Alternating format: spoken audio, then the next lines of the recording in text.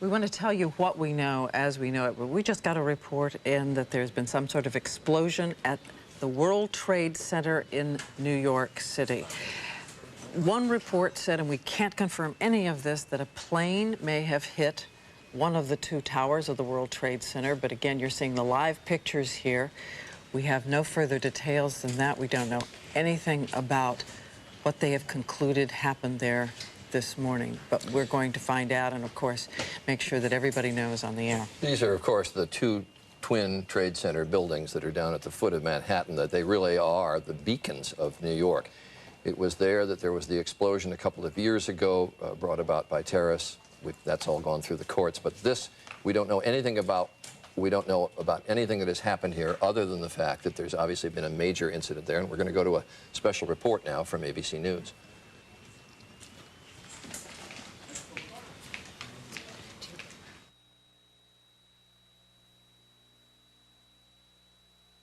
This is an ABC News special report. Now, by the entire ABC network, Good Morning America was in progress in the East Coast and the Midwest, but we're joined by the entire network just to show you some pictures at the foot of New York City. This is at the World Trade Center. Obviously, a major fire there, and there has been some sort of explosion. We don't fully know the details. There is one report, as of yet unconfirmed, that a plane has hit of the World Trade Center, and you can see that there is smoke there coming out of at least two sides of the building. And as you said, there are two towers, the tallest structures in Manhattan, on the island of Manhattan. We're trying to get people on the telephone to see what more we can learn. We have no idea if it was a plane. Was it in any sense deliberate? Was it an accident? It does seem to be that there is considerable and truly terrifying damage on some of those floors at the top.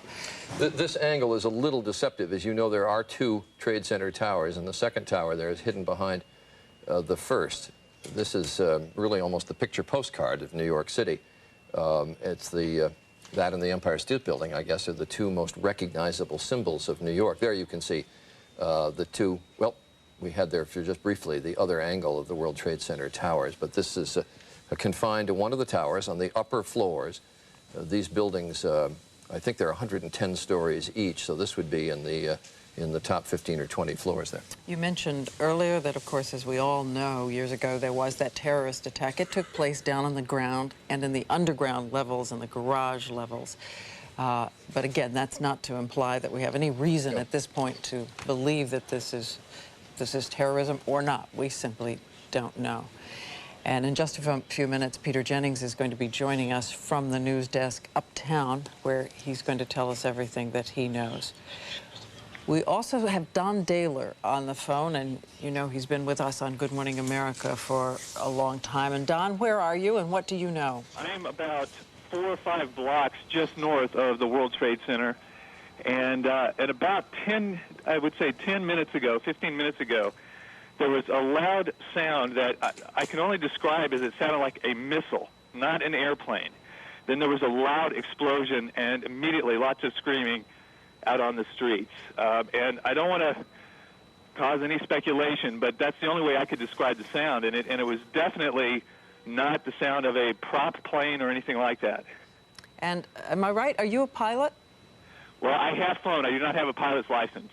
But I grew up on military bases, and I know the sound of jets, and I've been in war zones and heard those kinds of different sounds. So, again, not to cause any kind of undue speculation, but the sound itself was not of a prop plane. It was perhaps a jet, but it could have been a missile as well. Can you give me, was it a whining sound, Don, or what? Yes, it was a how to describe it? It was a high-pitched, but it had a whooshing sound, not like a prop plane. Huh. And you didn't see anything actually in the air? No, I wasn't looking out, but we looked out immediately. You can see quite a lot of damage. If it was an airplane, it had to be huge because it hit way up in the World Trade Center. I would say it's probably a good 5-6 of the way up to the top. There's a considerable amount of flame. There's damage on two sides that I can see. On the very north-facing side, there's where looks like is the largest amount of damage. there's a gigantic hole that encompasses a number of floors. I would say maybe 10 to 15 floors. And then on the left side, which would be the east side, there's considerable damage as well, and lots of flames and smoke coming out of it. You know, I don't know that people outside New York realize it, but these two buildings are essentially cities in and of themselves. I mean, there's 30 to 40,000 people, if I remember the number, and I'm doing this from memory. Yes. Number of people who actually work in these buildings, and this obviously occurred at the time that people were coming to work. Don, are you saying that this sound was striking enough that you heard it before Absolutely. you saw it? I noticed it before the explosion. I noticed a sound like something was very low and shrieking across the sky. And then I heard the explosion. And which of the two towers is this? Because, again, we're just seeing an angle that's a little deceptive. This is the West Tower. Mm-hmm.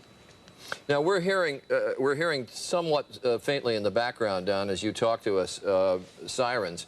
Are there a lot of emergency vehicles already on the scene? Yeah, they're descending. This part of New York City has quite a few emergency stations all over, and I imagine it sounds like they're coming from every one of the stations. In fact, there's one just down the street that sounds like every truck they have is headed that way. We see, actually, we see two faces.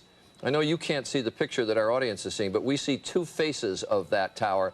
One seems to have a rather gaping large hole in it. The other face seems to have two holes in it. It's all somewhat obscured by smoke, one large, one somewhat smaller. Right. And, of course, we know there are a variety of offices there. There are financial offices there. There are advertising offices, all kinds. We can only hope that since it is still a little bit early in New York, that maybe on some of those floors, some of the offices were still not open for business. You can now see there on that one side, well, you can see flames now coming actually out of two sides of the building, and I'm minimizing actually the number of openings that are on those two faces of the World Trade Center. There's multiple, it looks like, holes with fire or still openings going on. On both sides of the tower. As we've heard before, we said earlier that there was at least one speculative report that an airplane had crashed in, whether deliberately or accidentally, we don't know. And there are continuing reports from people who say that they saw an airplane, one woman saying that she saw a jet going in. So again, Don, a jet screaming that low could be consistent with what you heard? Absolutely. It could be consistent with what I heard. What I know I did not hear was an airplane, any kind of a prop plane. And I think looking at the damage, I don't think there's any way possible that it would have been a prop plane. It's just too much damage to the building. What's deceptive about the World Trade Center is that it is so huge and so tall that the perspective is difficult to get from the ground. But when you look at the size of the hole, and if you look in context at one of the helicopters going around at a lower size, a helicopter is about the size of a regular Cessna, that kind of thing, the body of the plane. The hole is so much larger than that helicopter that it would have to, if it was a jet, I would have to speculate that it would have to be a larger than normal jet. I mean, larger than like a Citation or something like that.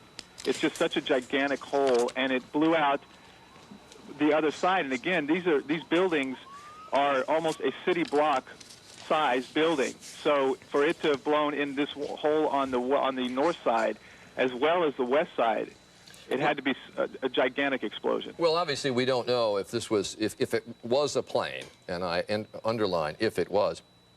We don't know if it would have been deliberate or accidental. We know so little now other than what we can see from these pictures. But the interesting point is there are a number of small airports around New York where passenger corporate jets or private jets will land and take off. And it's not uncommon, if you have ever visited the World Trade Center, when you go up to the observation platforms at the top, you can look down on airplanes that are either coming in for landings or taking off from New York airports. But all pilots who fly in this area know very well where the World Trade Center is located. All the routes are very far or comfortably far away from the two towers. And not just private planes, too, because with some winds in some directions, even out of the big commercial airports, planes are routed quite close to New York. I've flown in from LaGuardia, even into LaGuardia, but having to go right by the World Trade Centers. But we emphasize this is all speculative at this point. And just to reset for all of you, this is a special report from ABC News, and we are dealing, and we have to underline this, we are dealing purely in the realm of speculation here as to what may have happened at the World Trade Center. Obviously, a major incident occurred here on the upper floors of one of the World Trade Center towers. You can see multiple openings and flames coming out of at least two sides of the tower at the World Trade Center. And We just got a report that the Associated Press is now reporting that it was an aircraft. So that's one more witness weighing in, or at least one more source weighing in on the fact that it was an aircraft of some kind. And as Don Dahler reported, this occurred about 15 or 20 minutes ago in downtown New York. High floors, there are places where tourists teem in the morning, even if the regular workers weren't in. And we remind you again that there was a terrorist bomb that did go off at the World Trade Center years ago. It was down in the garage level, but we have no Obviously, reason, no as we say indication over that and this over could have again, been related to speculate that. in that way. Right. Now- Don Dahler, ABC's Don Dahler, who is on the scene. Don, just give me some description again of what you can see now. What we're seeing, it appears that there is more and more fire and smoke enveloping the very top of the building. And as fire crews are descending on this area, it does not appear that there's any kind of an effort up there yet. Now remember, oh my God. Oh my God. That looks like a second plane. Dear As Lord. I just did not hit, see a plane go in. That just exploded. we just saw another plane coming in from the side. You did. That was out of absolute Yes, by and my that's view. the second explosion. You could see the plane come in just from the right-hand side of the screen. So this looks like it is some Lord. sort of a concerted Deliberate. effort to attack the World Trade Center that is underway in downtown New York. We will see that scene again just to make sure we saw what we thought. We're going to we give would you a see. replay of what we just saw, and I must admit I thought it was some sort of fire equipment coming in or some sort of observation plane, but it was obviously designed to attack the World Trade Center. We're going to show you that. Here's a replay of the videotape. In a second, that looks like a good-sized plane came in and hit the World Trade Center from the other side. So this is obviously, or would seem to be, and again, I'm dealing in speculation, but it would seem like there is a concerted attack against one of the towers of the World Trade Center underway. We had seen a plane coming in from the other direction earlier. I'd noticed it. Had you, Charlie? I didn't know if it was that plane that then circled wide and came back from another direction, but we all watched it, and I just assumed Don, that could you hear that? Could you hear that plane as it came in? I did not hear that plane, but I had to step inside the window because the fire crews were so loud, the sirens, that I couldn't hear you. I got you. I did see the explosion, but the side of the building that the plane entered was just outside of my view. So all I saw was this huge fireball and the explosion.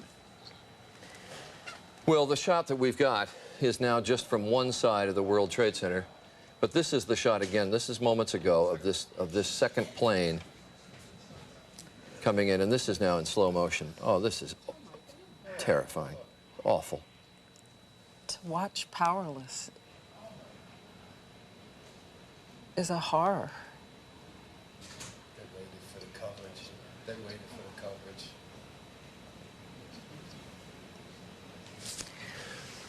All right, we're going to go back to live coverage. Now you're looking at live pictures, and there is the second fire, which was brought about by this second plane that hit the tower. And Don, from everything I can see, it was the same tower that was hit the first time, right? No, it's the second tower. It's the other tower. It is the other tower that was hit. My mistake. They targeted it, from what I'm seeing on the television. From your view, the two towers are in, one is in front of the other one, but it was definitely the second tower that was hit, about halfway down, not quite as high. And from my view here, it does not seem to be as big, as much damage as the original. I don't know if that means it was not as big a plane or what. I did not see the plane go in, but it's horrendous damage, but it doesn't seem to be the gaping hole through two sides of the building like on the first one. Don, from your vantage point, can you see if there are people coming out down below? I can't see the bottom of the base of the buildings. There's the wider shot of the two towers. Now, both towers have been hit by planes now in the last half hour. And again, I say we are totally powerless in knowing what's going on here, except that it would obviously appear, it can't be a coincidence like this. It would obviously be some sort of a concerted attack against both towers of the World Trade Center. This is again, we're going to show for the third time this tape of the airplane flying in and hitting the World Trade Center. This is slow motion of the plane coming in and hitting the obscured second tower of the World Trade Center. And you can see flame coming out, and I can't see the plane coming down. You know, if it just Charlie, that's a commercial-sized jet. That did not look like. No, that's a good-sized airplane. Yes. Yeah, that's not a little commuter plane. That was a good-sized jet. And I can't tell if it actually flew into the building or if it just clipped it with a wing. And if it did, of course, then there's the frightening prospect that the plane would have crashed right in the streets of very busy streets of New York. Yeah. It seems, and this is a small hope, that the fire may have gone out from the first site. I don't know if we can get the camera in close or not. It doesn't mean that the smoke isn't still terrifying and deadly. Diane, I can see from here the orange flames. The fire has not gone out. In fact, it looks as if it's encompassing a part of the building that was not initially part of the original explosion. I can see it moving over to the left side, which would be the east side of the first building, almost all the way over to the edge. The back side is totally enveloped in flames that I can see from here. Yes, with that kind of smoke, there's got to be an awful lot of flame in there. And I think all of us have thought at one point or another about the fact that these buildings, though they are so majestic as they stand above the skyline of New York, that it's very difficult for emergency workers or firefighters to fight these. We have a witness who was called in to speak to us. His name is Karim Haroki. Mr. Haroki, did you, as I understand, they're telling me in my ear, is it true that you witnessed the first plane hit the tower? Yeah. Could you give me some sort of a description of it? I was sitting in my car here in Greenwich, you know. I just saw the plane is coming down from the left side and going straight to the building, you know, and going inside. It actually went inside the building. Excuse me? It flew right into the building. I saw it coming from the left, and I saw the plane coming through to the building. I go inside. It's a small plane. You say small plane. Was it a jet? Excuse me? Was it a jet plane? No, it was plane, you know, like they teach the people for the plane is like a small plane, you know. It's that kind of plane. You mean like a small single or double engine yeah, prop double plane? engine, yeah. Right, and it actually went into the building there on the upper floors. Yeah, going into the building. And I never saw that plane before. It's like something, I don't know, it's like they work with a motor. I never saw a plane like that before. Yeah. All She right, works in my car, she's nice. Mr. Haroki, you are down in that area right now then? Yeah, I'm in Greenwich here on North Mall Street. Can you tell if there's a large number of fire equipment and emergency equipment on the scene? Excuse me? Can you see fire equipment or emergency equipment on the scene? I don't know. The fire is upstairs in the building, and the second plane is the other building too. And did you see the second plane come in? Yeah, I saw the second plane is go boom. I heard it, you know. I just wake up my head like that. I saw it inside too. And that second plane much larger than the first? Same. It's same. Both same. They're both the same? Yeah. Because the pictures we see, the second plane looks rather large. No, it's not right. It's going inside too. It's going inside of the building too. And the second hole, it's smaller than the other one. And it actually also penetrated the building. You could see it go in. Yeah, it's inside. It's inside. It's inside. No plane is outside. Nothing. Now, can you see if there are people fleeing the building? We don't have shots yet from street level. Can you see if there are people leaving the building? No, I can't see because I told you on the North Mall and Greenwich, I just saw up the building. I can't see downstairs. So you're in Greenwich Village? Yeah, no, in Greenwich Street and North Mall. Oh, I see, on Greenwich Street. Okay, yeah. I can. That's just to locate people who don't know New York. That is right in the vicinity, right nearby, but not actually on the site of the World Trade Centers. ABC's Peter Jennings is at the anchor desk uptown here in New York and is now in position. Peter, I suspect you are looking at exactly the same pictures. Well, I know you're looking at the same pictures we are.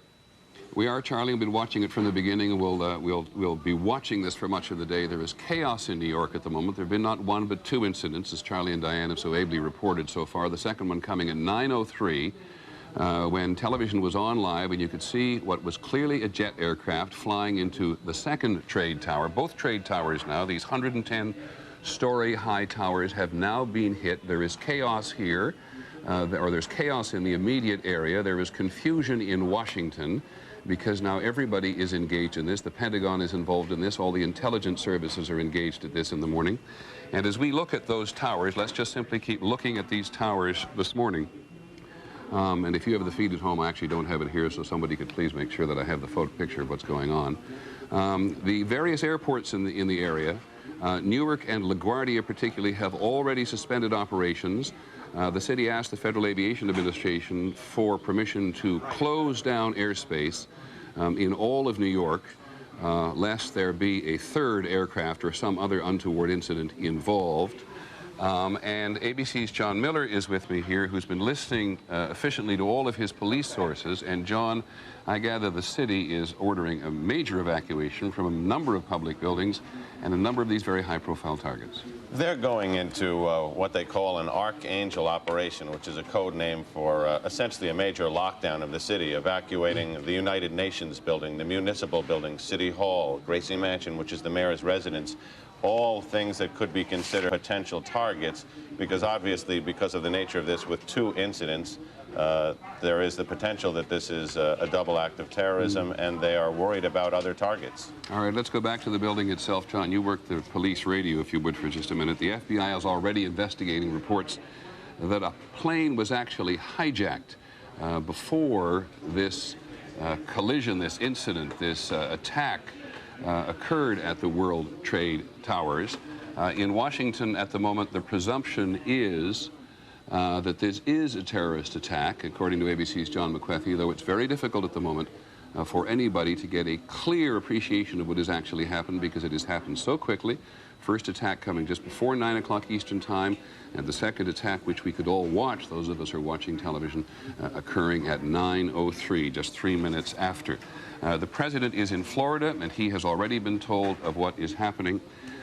These trade towers have always been, and you may have heard it already this morning, regarded as a prime target for this particular act of terrorism. As you know, there was terrorism at the World Trade Center before 1993. There was a huge bombing attack on the trade centers. These are the two at the southwestern corner of the island of Manhattan, just prime pieces of real estate of interest to anyone who wishes to hit either New York City or the United States in a very, very visible and vulnerable way. We have with us at the moment Lindsey Grimm, a witness who was in the building on the phone. Lindsey, can you hear me? I hear you. Can you tell me what you know? Well, I actually, just to clear things up, I wasn't in the building. I was in the World Financial Center, which is directly behind it.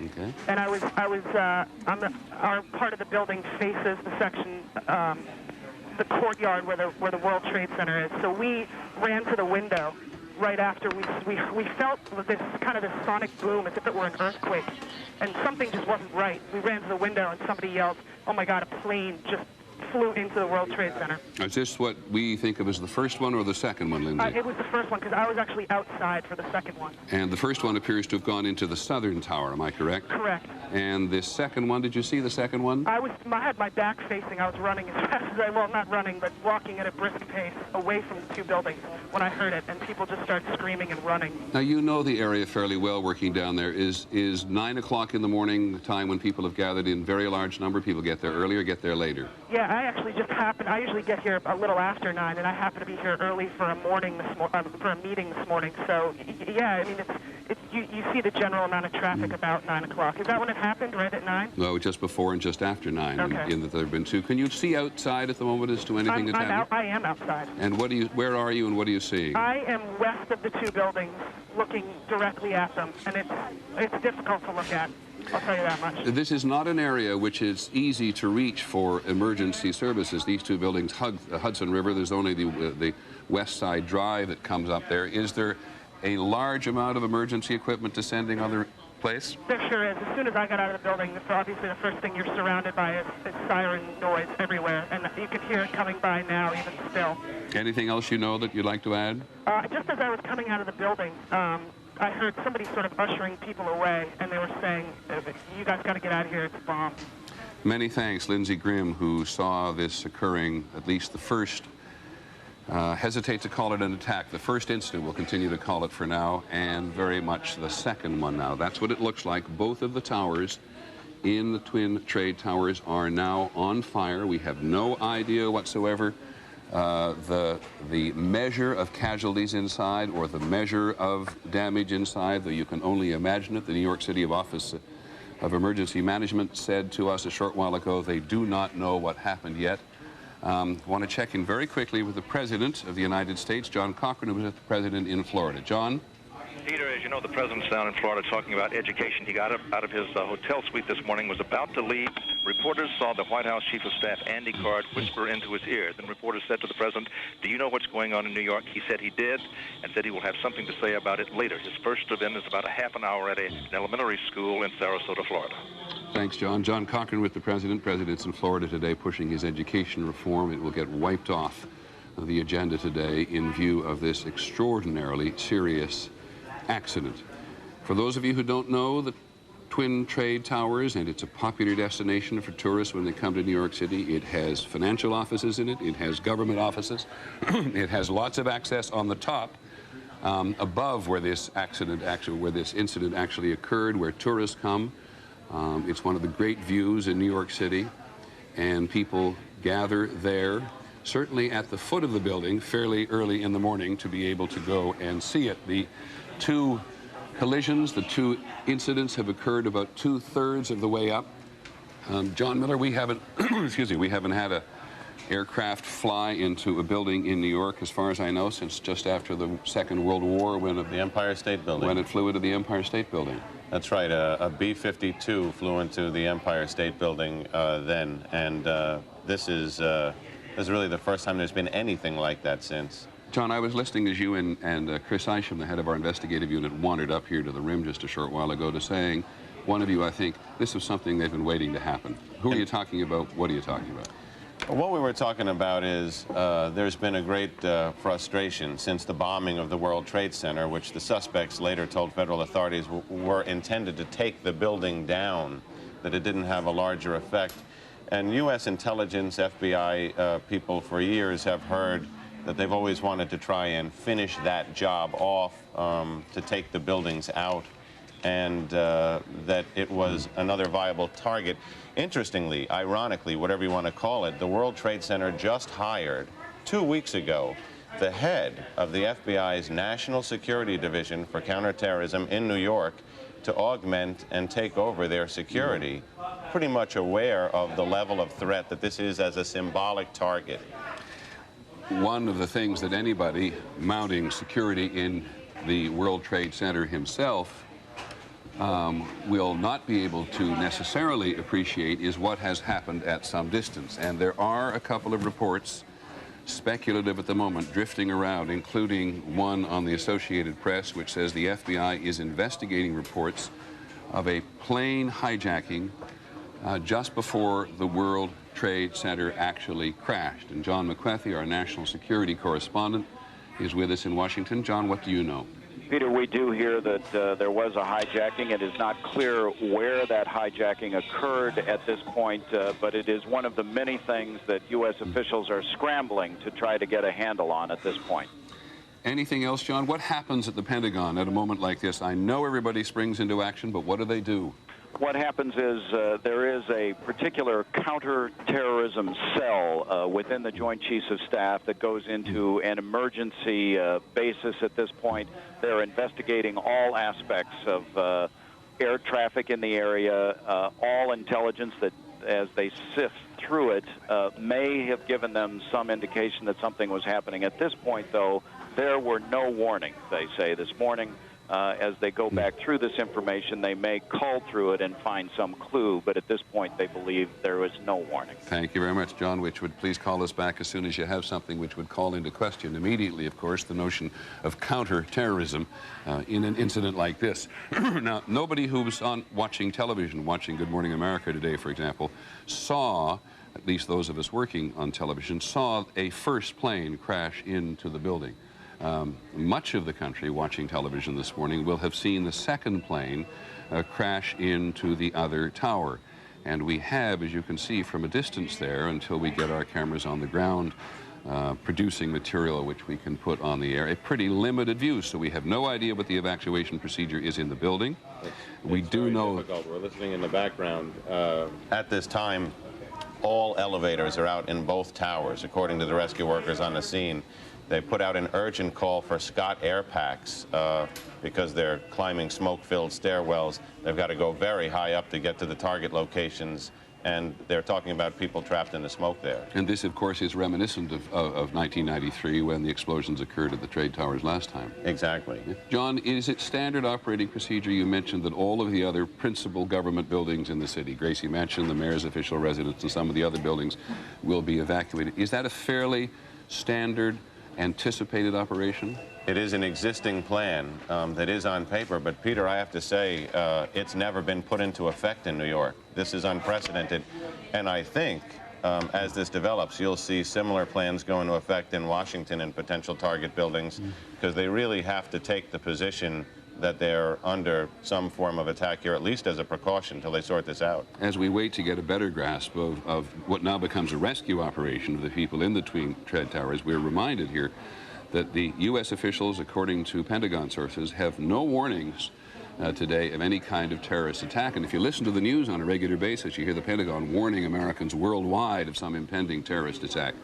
And here we are in the height of commercial America, with no warning whatsoever, no intelligence whatsoever, as far as we can tell, at least in these first couple of hours. No, and all of the latest intelligence, at least the basics of which I've been scanning for months, have focused on the high potential for attacks against American targets abroad. Indeed, federal authorities and the intelligence community have reported they've interdicted and interrupted more than a dozen of those attacks by shutting terrorist cells down around the world.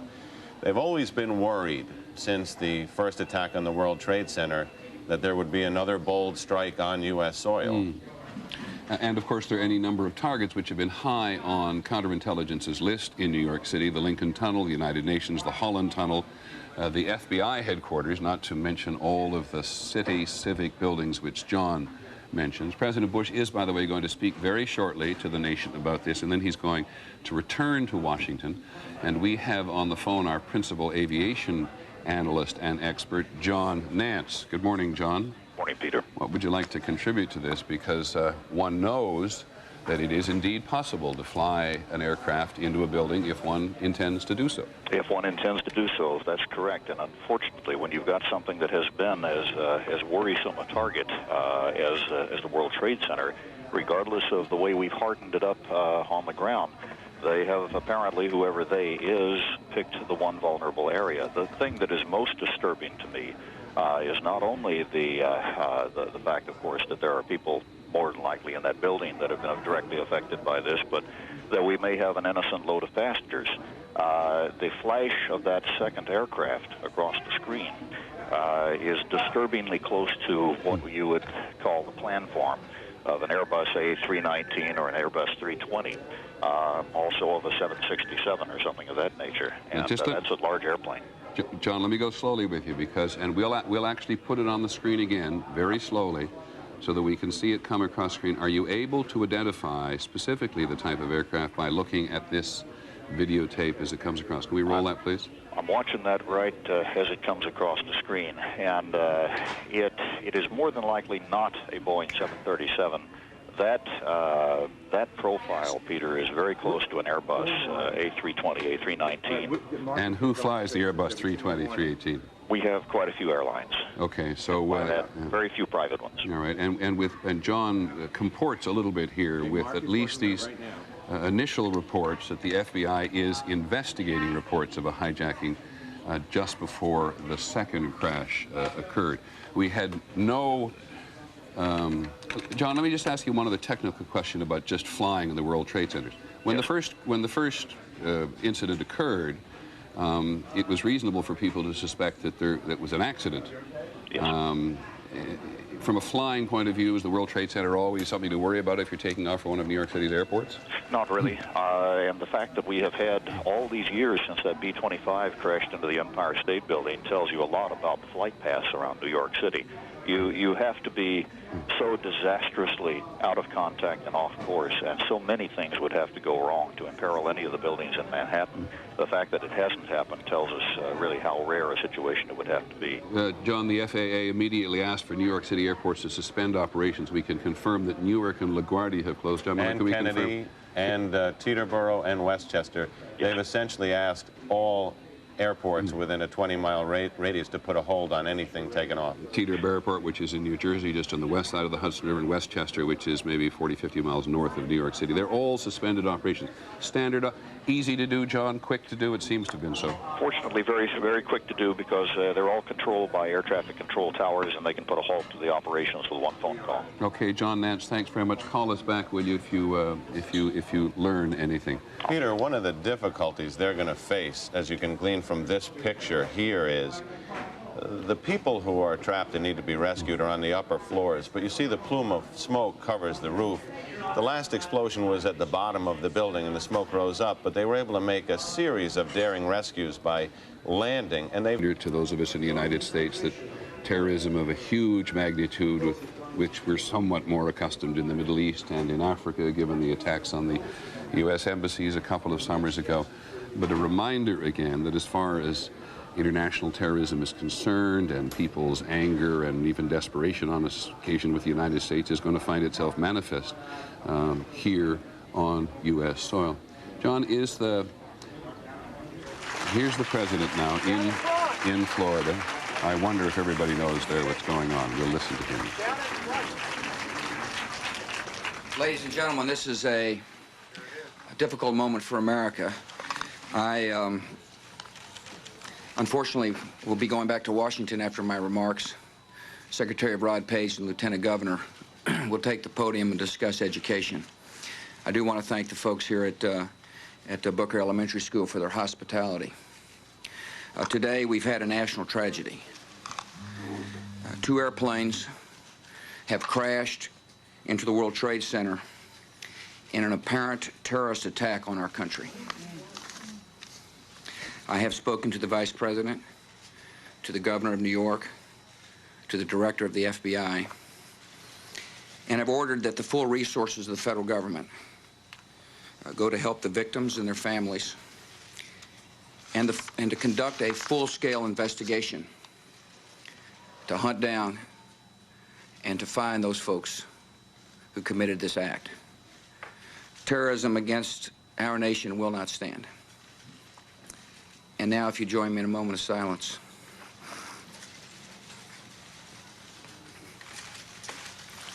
May God bless the victims, their families, and America. Thank you very much.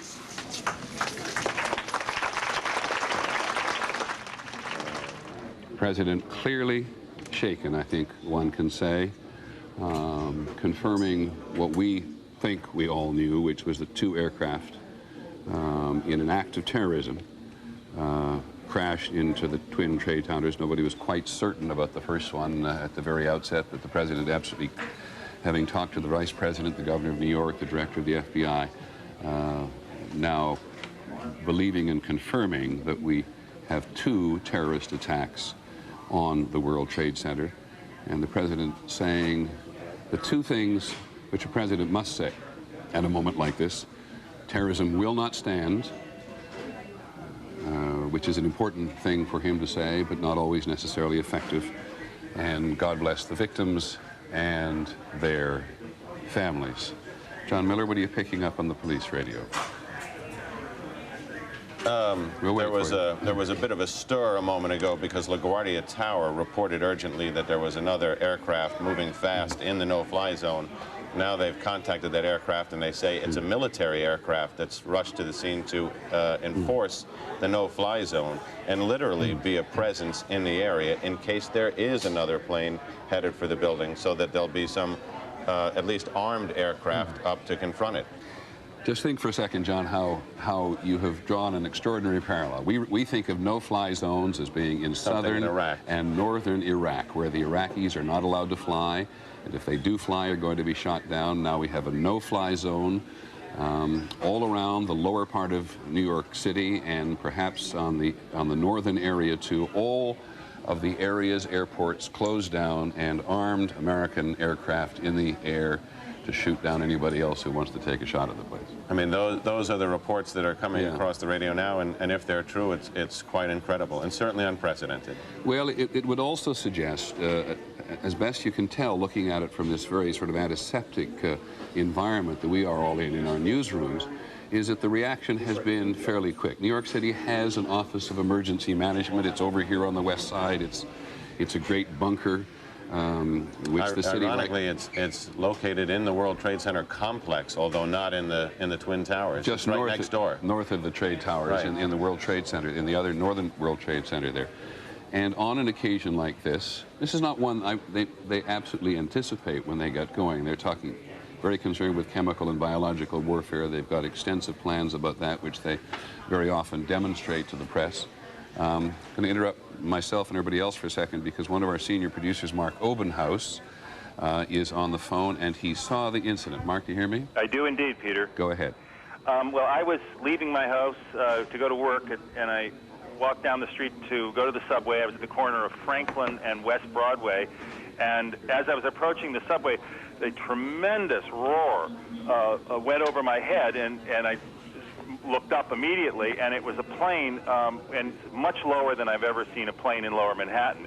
And it was a large plane. I couldn't identify it as anything specific except that it was a commercial jet, certainly. And then my eyes followed it because this is approximately 15 blocks from the World Trade Center, and it just slammed right into it and was completely engulfed by the building. It was extraordinary. No wings flew off, nothing like that. It just went directly in, creating this sort of cavern-like hole, and suddenly then big flames started protruding from it, and then of course smoke, and then debris started just catapulting. And of course the area that we're in, there's a great deal of foot traffic, and people are just approaching and beginning to just gasp at just the sight of the building itself. Even if they hadn't seen it, the actual incident, the actual impact, just the sight of this huge building engulfed in flame with this massive cavernous hole in the side of it. And we stood there, I can't tell you the amount of time, I would estimate to about 15 minutes. And of course there's all kinds of services coming down, fire department and so forth.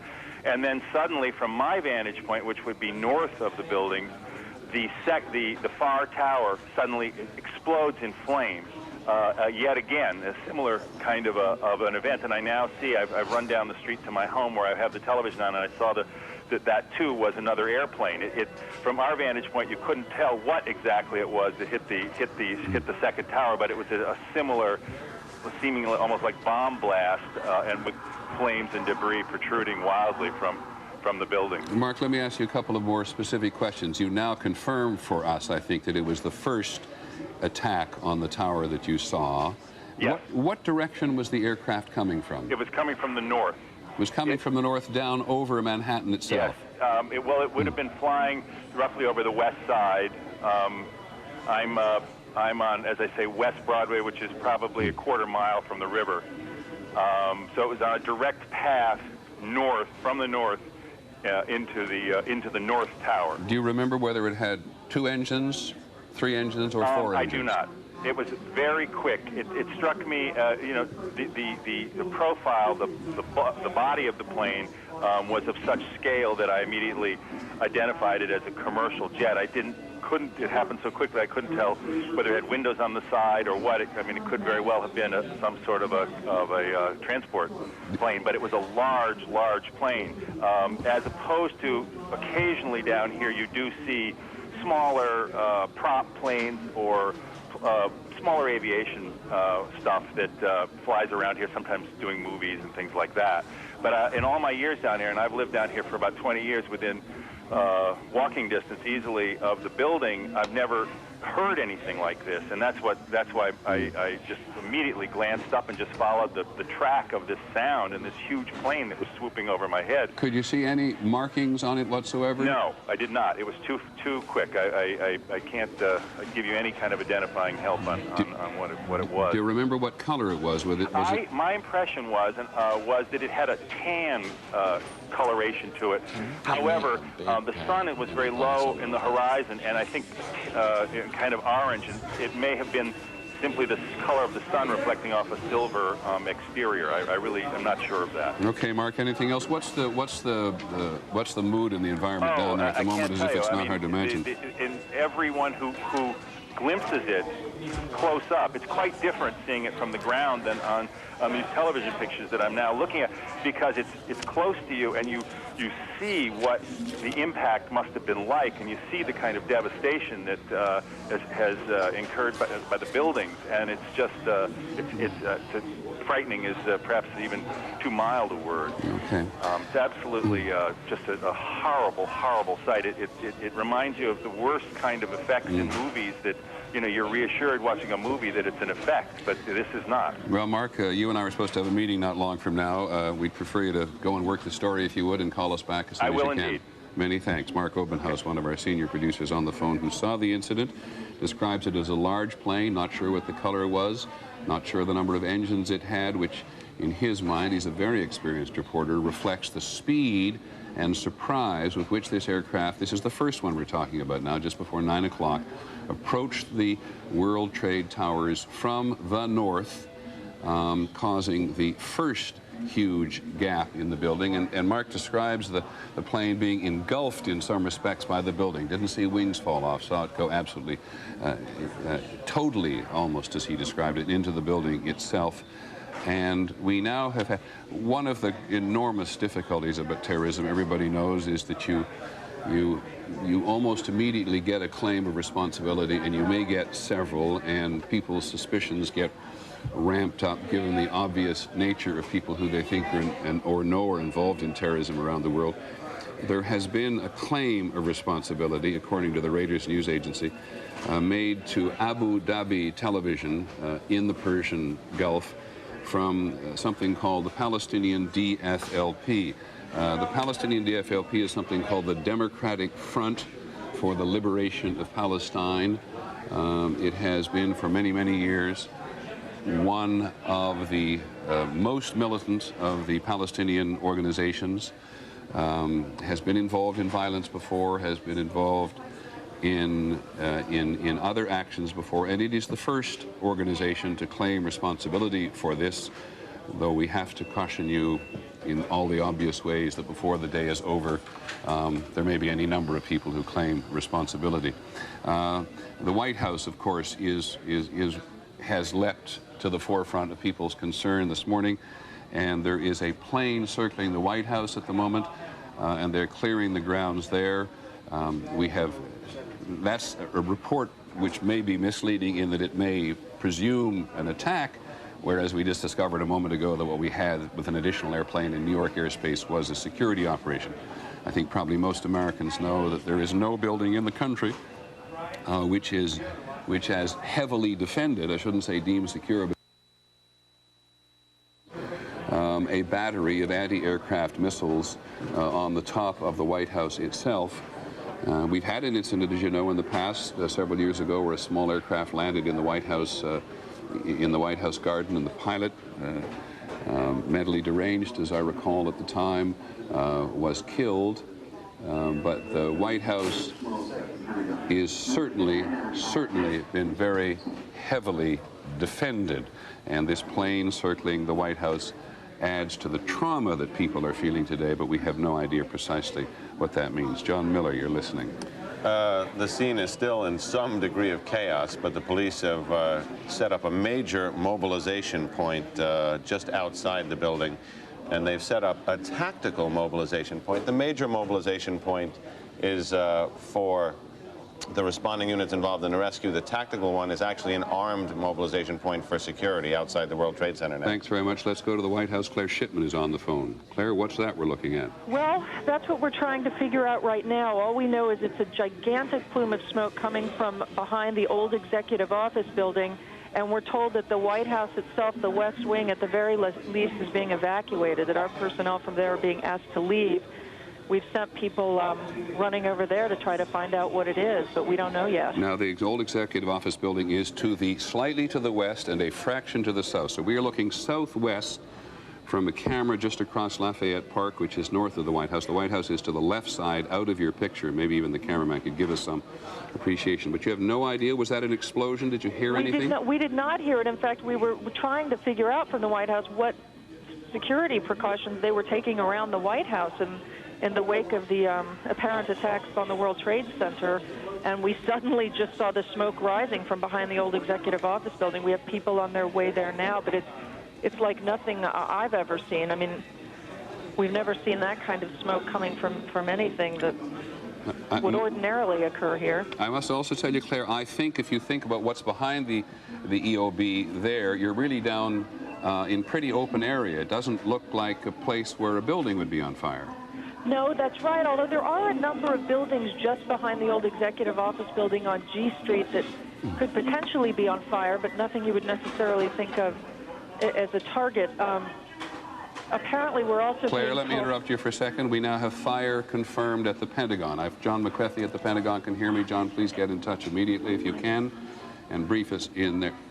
John McCarthy has actually been evacuated from the Pentagon, and parts of the Pentagon are indeed being evacuated. We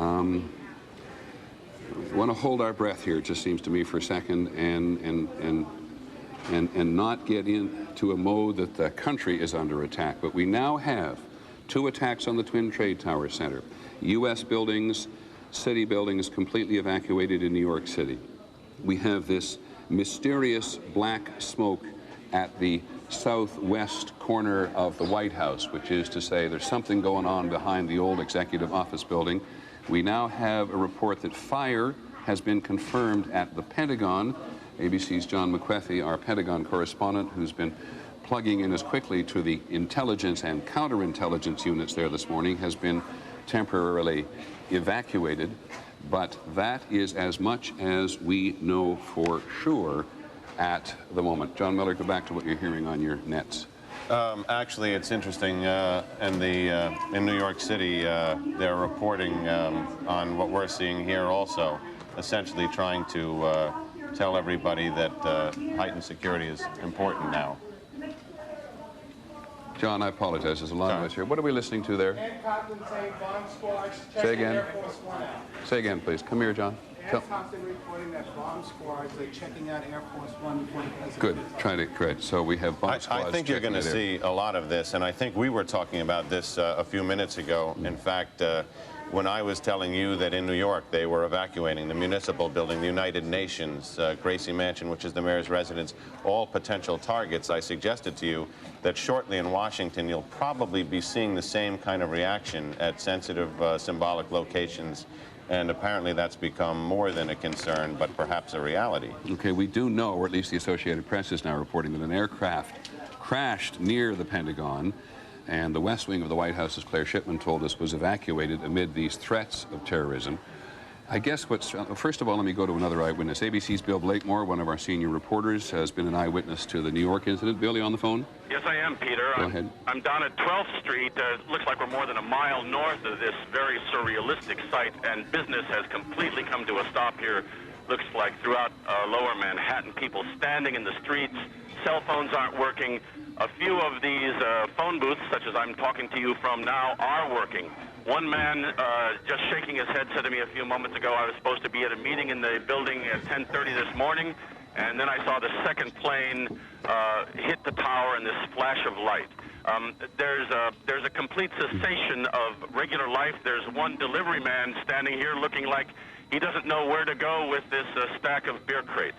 So all of lower Manhattan is just standing in the streets on this sunny morning looking at this unrealistic sight in front of us, this gray smoke coming out of the Trade Center. Okay, Bill, talk to as many people as you can. Call us back when you can.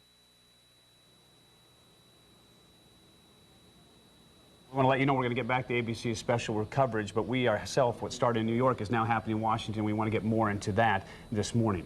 That's right. I'm Carol Costello. Don Hudson. We want to go live to Sam Ford right now. He is live at Reagan National Airport with an update on the air crash at the Pentagon. Sam Ford, tell us what you can.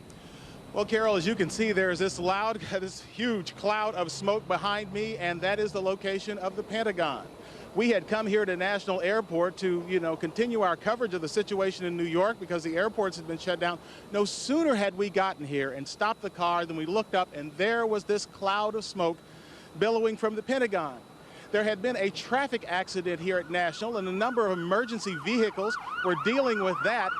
Then suddenly we saw this, and I would say within a couple of minutes, they were all tearing out of here, heading toward the Pentagon. We asked folks here. One of the police officers told me that he had heard a plane had gone into the Pentagon. Obviously, more of the situations in New York. People here are extremely nervous, and some are saying that they wanted us to leave this area. We don't know if they're going to shut down the airport or evacuate this place. If this is a concern, at this point, people are still here, but there is concern about the safety of this place, obviously, with these bombs going off or planes crashing into buildings all over the place.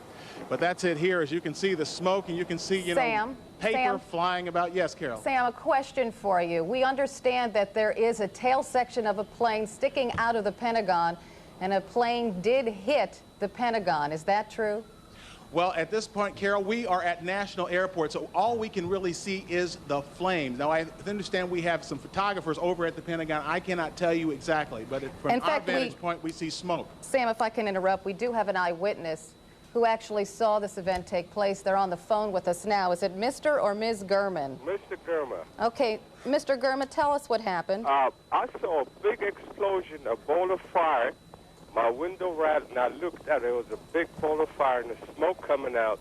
But I'm looking at it right now. It's missed the Navy Annex and missed the Pentagon. It's like missed so many high-rise buildings. It hit probably a parking lot, or there's a cemetery behind the Navy Annex. Mr. Gurman, did you actually see a plane? I didn't see a plane. I heard the explosion. I thought it was a flyby because I live next to the airport. My window rattled. I looked out. I saw a bowl of fire and just smoke coming out. Are you feeling nervous right now, Mr. Gurman? Oh, very much so. I thought I was hit. I mean, the building shook so much.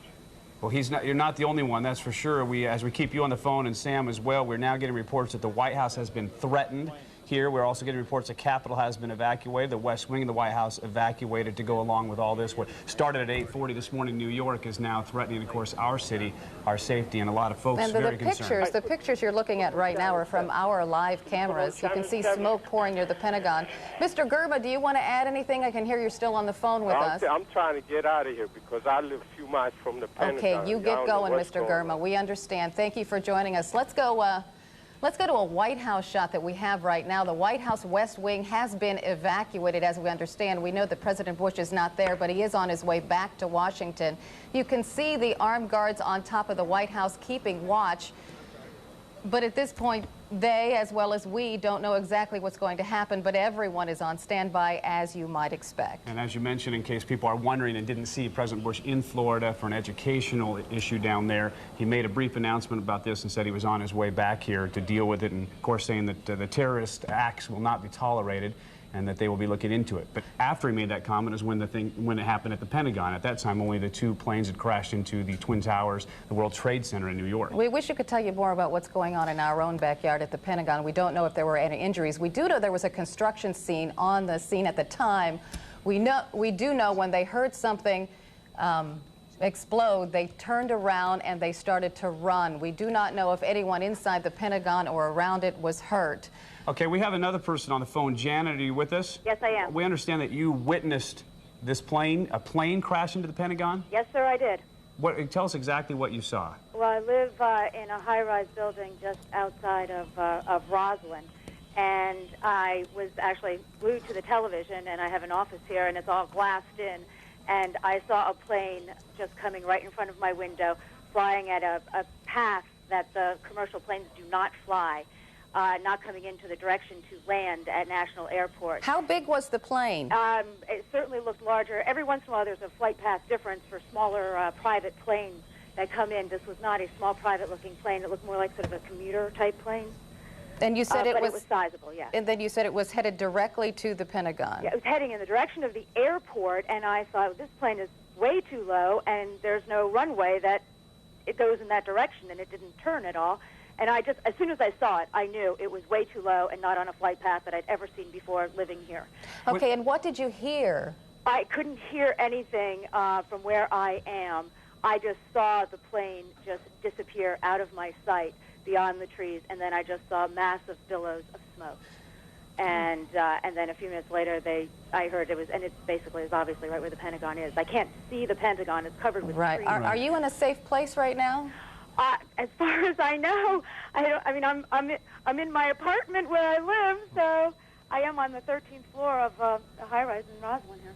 Oh. We can see on the bottom right-hand corner of our screen, you can see the firefighters spraying at the Pentagon, trying to put out that fire. Jan, were you already aware of what happened in New York when you saw this coming? Yes, sir, I was. I was glued to the television because I actually am running an event in New York at the end of the week. Oh, you poor thing. Okay, we're going to go back to our Sam Ford, who's at Reagan National right now. We understand the FAA has taken some action. Sam, can you tell us what it is? Yes, Carol. Because of this situation, the FAA has shut down all aircraft flights across the country. I think it is a situation where it is too dangerous.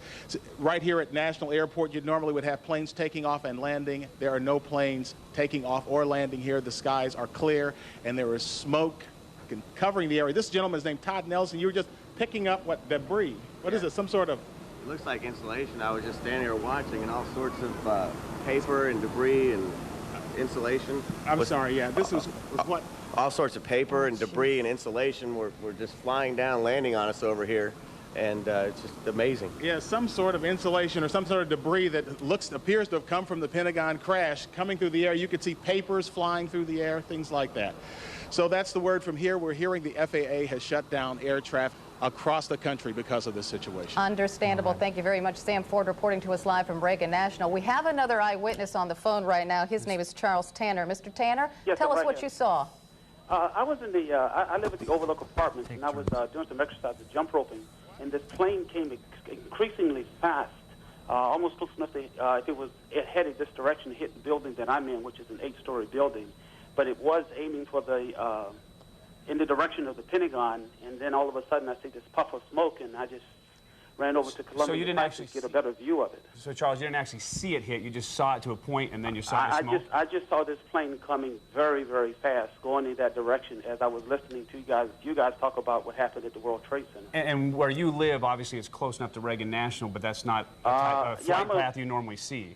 Right. Well, I'm closer to the Pentagon than to Reagan National. Okay, but obviously planes flying over there on a daily basis. This is usually not the flight path of any aircraft. Mr. Tanner, we do have more information about exactly where that plane crashed. We understand right now from the AP that it crashed near a helicopter landing pad near the Pentagon. So as far as we know, it didn't crash directly into the Pentagon. From where you are, Mr. Tanner, are you okay? Are you safe? Well, unless, of course, the plane decides to hit this building, yes, I think I'm very safe. Can you believe that this is happening in Washington, D.C., Mr. Tanner? I want to say yes and no, okay, because of different terrorist activities and things of that nature, and because of what happened at the World Trade Center, I would say that it doesn't surprise me. I'm just a little shaken that it has happened.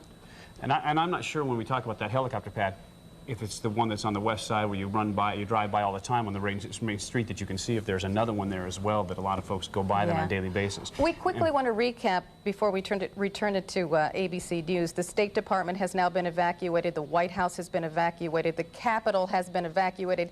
There was a credible threat to the mansion, which I'm talking about the White House here, and so the entire White House has now been evacuated.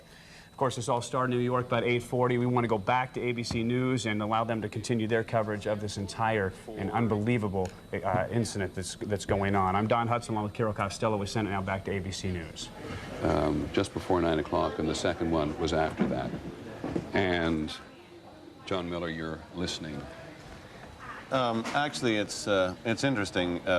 There's no way to characterize any part of this as fortunate, but if you look at cities who are prepared to handle an incident like this, and as you've seen New York's emergency response to this, it is probably one of the few places that is prepared with the kind of equipment, response, and rescue efforts that could actually address something like this. And Washington is probably the other. Immediately when this happened, the entire emergency service unit, which comprises hundreds of specially trained cops, was mobilized to the scene. Now a triage center for the injured has been set up just around the corner from the World Trade Center. It's an incredible scene down there with a tremendous amount of equipment. The Federal Aviation Administration has actually gone even further than it did a few minutes ago. It was asking all planes not to take off. Now the FAA has ordered all aircraft currently in the air over the United States to land at the nearest airport. Now you can imagine what may be happening, or what they think might be happening in some part of the country, that there is somebody else on some aircraft coming from somewhere or going somewhere with evil intentions, and so all aircraft currently in the air over the United States have been ordered to land at the nearest airport. I think what you're going to see... Hang on just a sec, John. I just want to check one thing, because one of the very first people the President talked to was the director of the FBI, and Pierre Thomas, who covers the Justice Department and the FBI for us, has been here. They may think they prepare for this kind of thing, Pierre, but man, it must have been a shock. Stunning shock. The FBI Special Operations Center is now in full alert. The FBI extremely concerned that there would be additional attacks. Normally when you have a situation like this, they immediately get on the line with the CIA, the various intelligence agencies, trying to get a sense of who might have been planning something. But right now, the first order of business is to protect against a second attack, third attack. The feeling is normally when you have this kind of situation, there will be more attacks almost immediately. Let's go to the Trade Tower again, because, John, we now have what do we have? We don't... Wow. It looks like a new large plume of smoke. Now, it may be that something fell off the building. It may be that something has fallen. We don't know, to be perfectly honest. But that is what you're looking at, is the current. That's the scene at this moment at the World Trade Center. Dan Dahler from ABC's Good Morning America is down in the general vicinity. Dan, can you tell us what has just happened? Yes, Peter, it's Don Dahler down here. I'm 4 blocks north of the World Trade Center. The second building that was hit by the plane has just completely collapsed. The entire building has just collapsed, as if a demolition team set off. When you see the old demolitions of these old buildings, it folded down on itself, and it is not there anymore.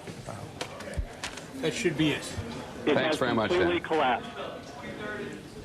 The whole side has collapsed? The whole building has collapsed. The whole building has collapsed? The building has collapsed. That's the southern tower you're talking about. Exactly. The second building that we witnessed the airplane enter had been, the top half had been fully involved in flame. It just collapsed. There is panic on the streets. Thousands of people running up Church Street, which is what I'm looking out on, trying to get away. But the entire, at least as far as I can see, the top half of the building, at least half of it, I can't see below that, half of it just started with a gigantic rumble, folded in on itself, and collapsed in a huge plume of smoke and dust. We're talking about massive casualties here at the moment, and we have,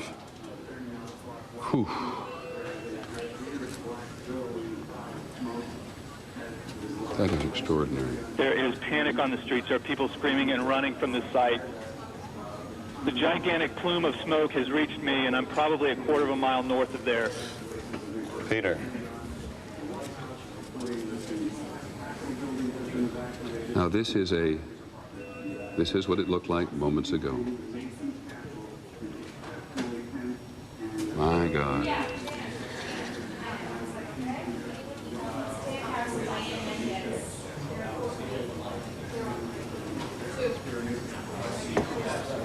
The southern tower, 10 o'clock Eastern time this morning, just collapsing on itself. This is a place where thousands of people work.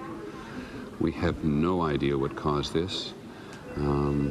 If you wish to bring anybody who's ever watched a building being demolished on purpose knows that if you're going to do this, you have to get at the under infrastructure of a building and bring it down. Peter? Yes, Dan.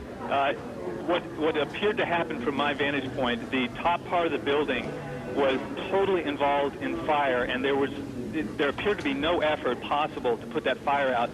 It looked like the top part of the building was so weakened by the fire that the weight of it collapsed the rest of the building. That's what appeared to happen.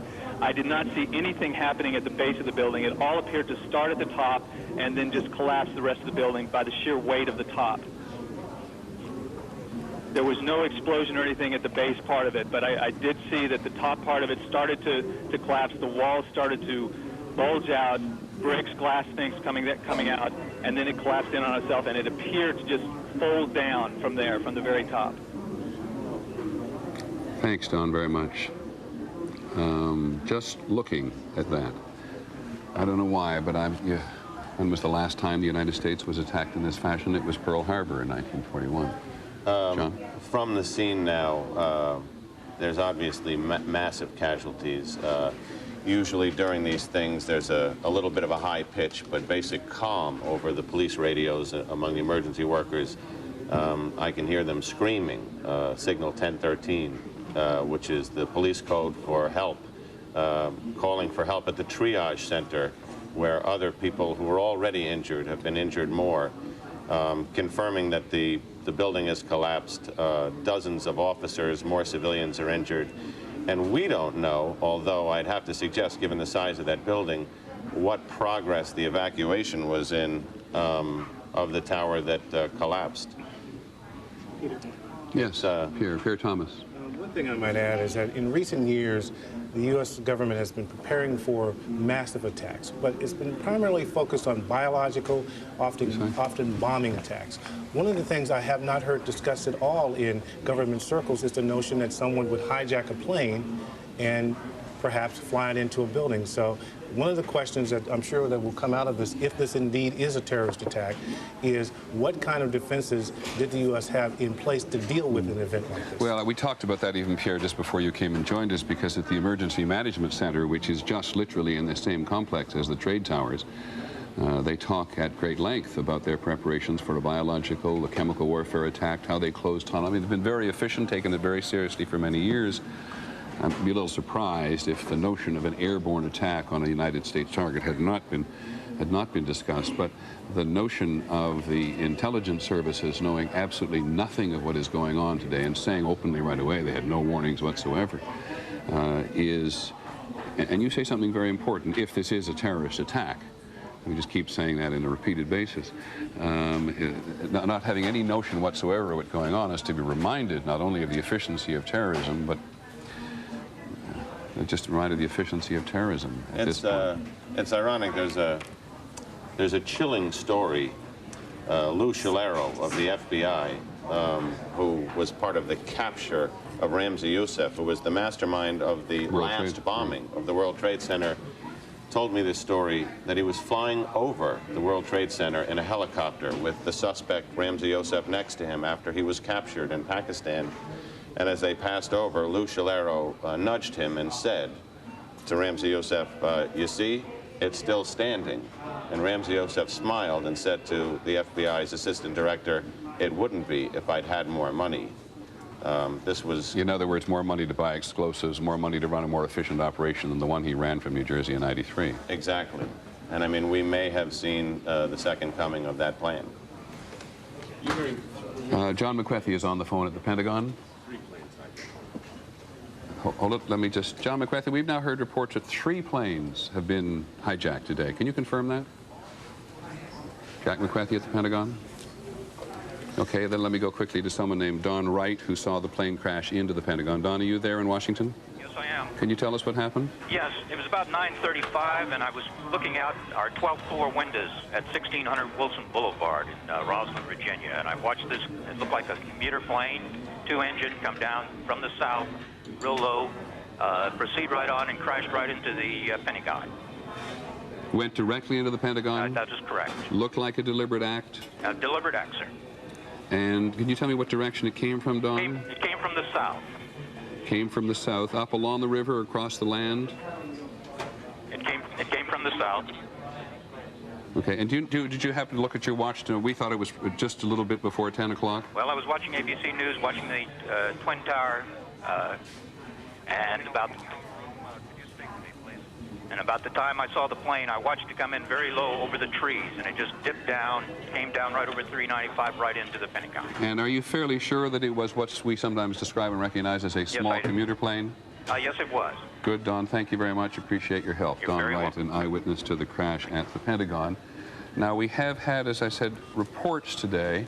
There are hundreds of reports flying around, and so we beg your indulgence on us saying as often as we do, these are reports. They're sometimes unconfirmed. They're sometimes confirmed. We'll try to make it absolutely clear what we absolutely know and what we're uncertain about. There are now reports around of 3 aircraft having been hijacked today. So we have at least, because we've now had eyewitnesses to 3 apparently deliberate aerial assaults involving the aircraft themselves, 2 on the trade towers in New York City and 1 on the Pentagon itself, just described by Don Wright as a small 2-engine commuter plane which came up from the south. And we now believe that 3 planes were hijacked, 2 of them from Boston and 1 from somewhere else. We are not yet sure precisely what's happened. John, you're listening. Just to clarify for people, John, who's one of our leading reporters on crime, knows New York City probably better than anybody in many news divisions. I cannot tell you where that happens. That's either U.S. Air Force or Navy aircraft, fighter aircraft, now on patrol in what we've described as the no-fly zone over New York City today, lest there be one more attempt. John, go ahead. They've continued evacuations in the area now. They're evacuating Battery Park City, which is a large apartment complex taking up many blocks across the street from the World Trade Center. And they've evacuated the federal court buildings where the terrorism trials of Ramzi Youssef and others were held. Anything that could be a symbolic target is now being emptied out in New York. New York is going into kind of a lockdown mode. I think you'll also see in Washington the same kind of air patrols have been scrambled around principal buildings there. Okay. We have on the phone one of those people who makes his living analyzing terrorism. Kyle Olson, do you hear me? Yes, I do. I wonder if on a day like this anybody wants to be thought of as an expert on terrorism. Be that as it may, and assuming that, knowing that much of the country is shocked at the apparent breadth of this, are you? Well, you know, this is the kind of attack that has fallen more into Tom Clancy novels than into actual response planning. Having said that, we've been anticipating for a long time. We've wondered why it's been so relatively quiet. The suggestions of Osama bin Laden's involvement. What has he been doing since Cole? Other groups out there with a real or imagined grudge against the United States. The nature of the event is shocking. The fact that it's happened is not. Thank you very much, Kyle. Really appreciate it. Kyle Olson. Yeah, one quick thing. Yeah, go ahead. One quick thing. The suggestions that are floating around out there right now. There's apparently this claim from the Democratic Front for the Liberation of Palestine. Right. Very interesting to note. If this is legitimate, if this claim stands up, this appears to be the first time this group has targeted Americans. This group has primarily steered away from the more extreme end of the violence scale. They focused less on suicide bombings, more on gun attacks and that sort of thing in the territories against Israelis. Well, if this holds up, this is a very different tactic. Well, if it is true, and of course the Democratic Front for the Liberation of Palestine was very much involved in attacking aircraft in the 1970s, which carried Americans. So certainly let's accept your notion that it's a recent attack on Americans. Thank you, Kyle, very much. You bet. As Mr. Olson makes clear, there has been at least one claim. And those of us who cover this for a very long period of time are always suspicious of claims. People who cover international terrorism. I'm going to interrupt myself. Linda Douglas, our Capitol Hill correspondent, I think is on the phone. And if she's not, she already reports there has been an explosion of some kind at the Capitol. Is Linda Douglas on the telephone? Let's get her on the phone as quickly as we have. She just reported a couple of minutes ago that the leaders of the Congress, Senator Lott, Senator Daschle, the Republican and Democratic leaders in the Senate had been taken to some have been taken to some undisclosed secure location. Our general assumption is that there's no panic involved in this, that somebody in the Capitol building, as someone in the White House, has a book which says that when these things happen, Kerr Thomas, maybe you can confirm this for me, when these things happen, there are certain modalities which you behave, and as you see the hierarchy of the American political establishment and military establishment being attacked, you want to protect the chain of command. Absolutely. The first thing they try to do is get everyone in secure positions so they can gather information and make decisions about what to do next. One of the things that law enforcement officials had been planning for is the notion of a multi-tiered attack. An attack occurring in multiple places simultaneously. Because one of the things they've talked about is that terrorists want to project more fear, as much fear as possible. And one of the ways you can do it is to have this notion that attacks are happening on multiple fronts. Yeah, well, and we've never seen anything like this before in the United States, of course. And in fact, not seen anything like this in my recollection. I've been doing this for 30-some-odd years. I don't recall any multitude of attacks. We've had 2 or 3. We've had 2 suicide bombers in a short period of time in the Middle East. We had the 2 embassies in Africa, in Kenya and in Tanzania, the attack 2 summers ago in the United States. But the notion that that terrorists, either an organization or organizations, plural, should be able to mount a concerted effort against the United States in this way, causing in this instance so many casualties, in the instance of the trade tower certainly so many casualties, is going to astound people in the political and military and intelligence establishment. Absolutely. The notion that you could have multiple attacks like this, they had been planning for it, they had not seen it. This is an extraordinary escalation, one that they were predicting would happen, but no one would think that would happen this quickly. Okay. John Miller? I think... let me just interrupt. I apologize again. We're now looking at a helicopter over the Pentagon. That makes perfect sense this morning.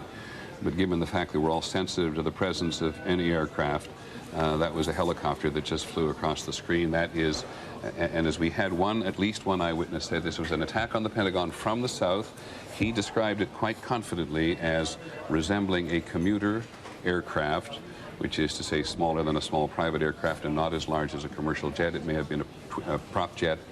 It may have been a jet, but it's a smaller version of the jets which so many people in so many middle-sized American cities are now accustomed to seeing. In terms of the realm of terrorism, this is going to be a real first test, literally by fire, for the Bush administration. You recall, after the embassy bombings in East Africa, the Clinton administration waited about 10 days and launched a missile attack against the camps of Osama bin Laden, who they felt confident at that time they could say was responsible for it, and who's since been charged in it.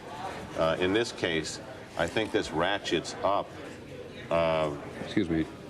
This is the Pentagon we're looking at now, according to my monitor. And again, it is hard to grasp what part of the building. We do not know if they're in the courtyard or outside, but you can see that a fairly considerable amount of damage has been done. We do not know whether these are offices or storage areas. The Pentagon is full of many thousands of people every day. The Secretary of Defense, Donald Rumsfeld, has been saying only yesterday and today that he wants to reduce the bloatedness, as he put it, as he alluded to it in the military and the bureaucracy. But this is the great home of the military bureaucratic establishment. John, before I come back to you, Dennis Cross is on the phone. Dennis, do you hear me?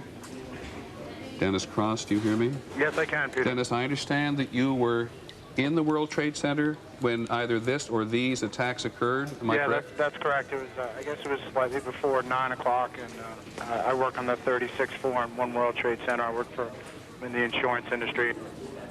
Probably hundreds of people in my industry in both of these 2 buildings. And what happened? As I was... Hey, Dennis, just let me stop for a second. Somebody is trying another telephone on this line. Could they please not do that while we listen to Mr. Cross? Thanks. Go ahead, Mr. Cross. Go ahead, Dennis. Essentially, I was, sort of at my desk working, general office activity, and felt an enormous... I almost felt like an earthquake. Like I could literally feel and see things in the office moving and the floor moving. Immediately after it was some sort of explosion or something, there was an enormous volume of debris and paper. It almost looked like a dirty parade. All of this material just falling down. I was looking out the south side of the of One World Trade, and everybody in the office was kind of screaming, kind of gathering in the middle, and I went to the window, and I immediately saw one woman who appeared to be motionless, laying on the roof of a lower building next to me.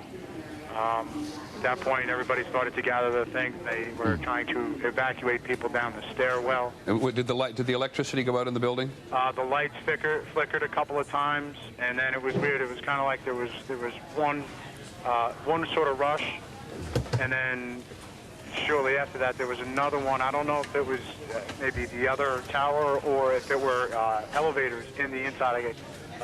Sort of just dropping to the floor. Are you aware that one of the Twin Trade Towers has now collapsed on itself? Yeah, I'm about probably 5 blocks from there on the corner of Greenwich and Warren. And as we looked at it on the screen here, Dennis, we could see the smoke from this collapse just billow forward through the lower blocks of Manhattan. Did you have a sense of that?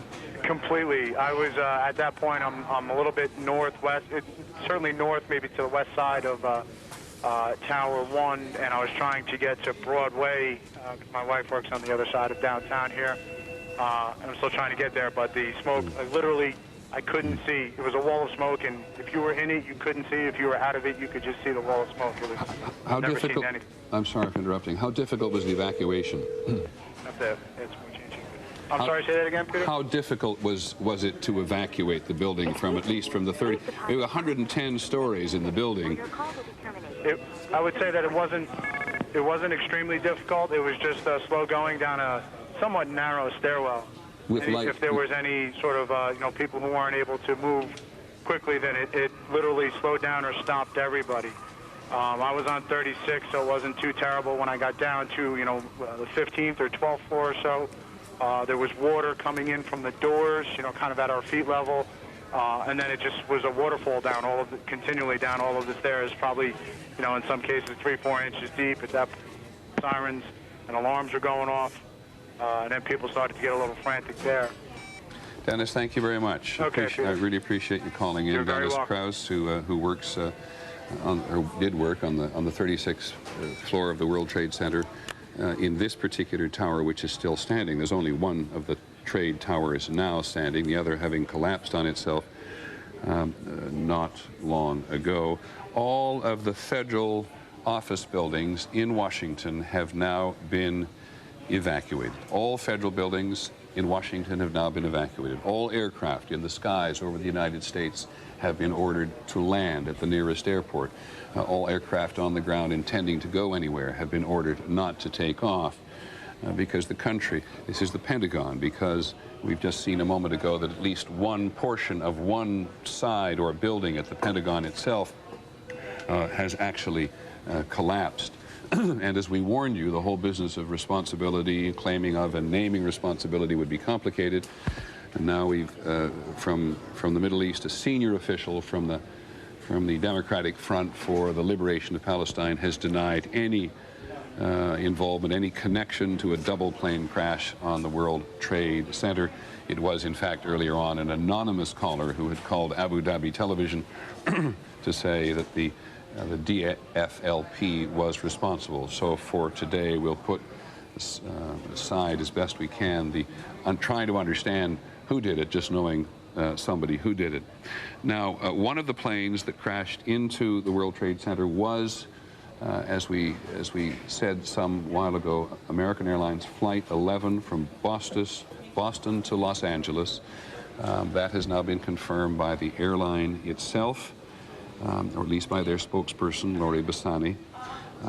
It was a Boeing 767. It would, under normal circumstances, if it were full carry, about 160 passengers, including 2 pilots, 9 or 10 crew, but we have no idea yet whether or not the plane was. With no background in architecture, I don't know about the structural vulnerability, but as you see, debris starts to fall away.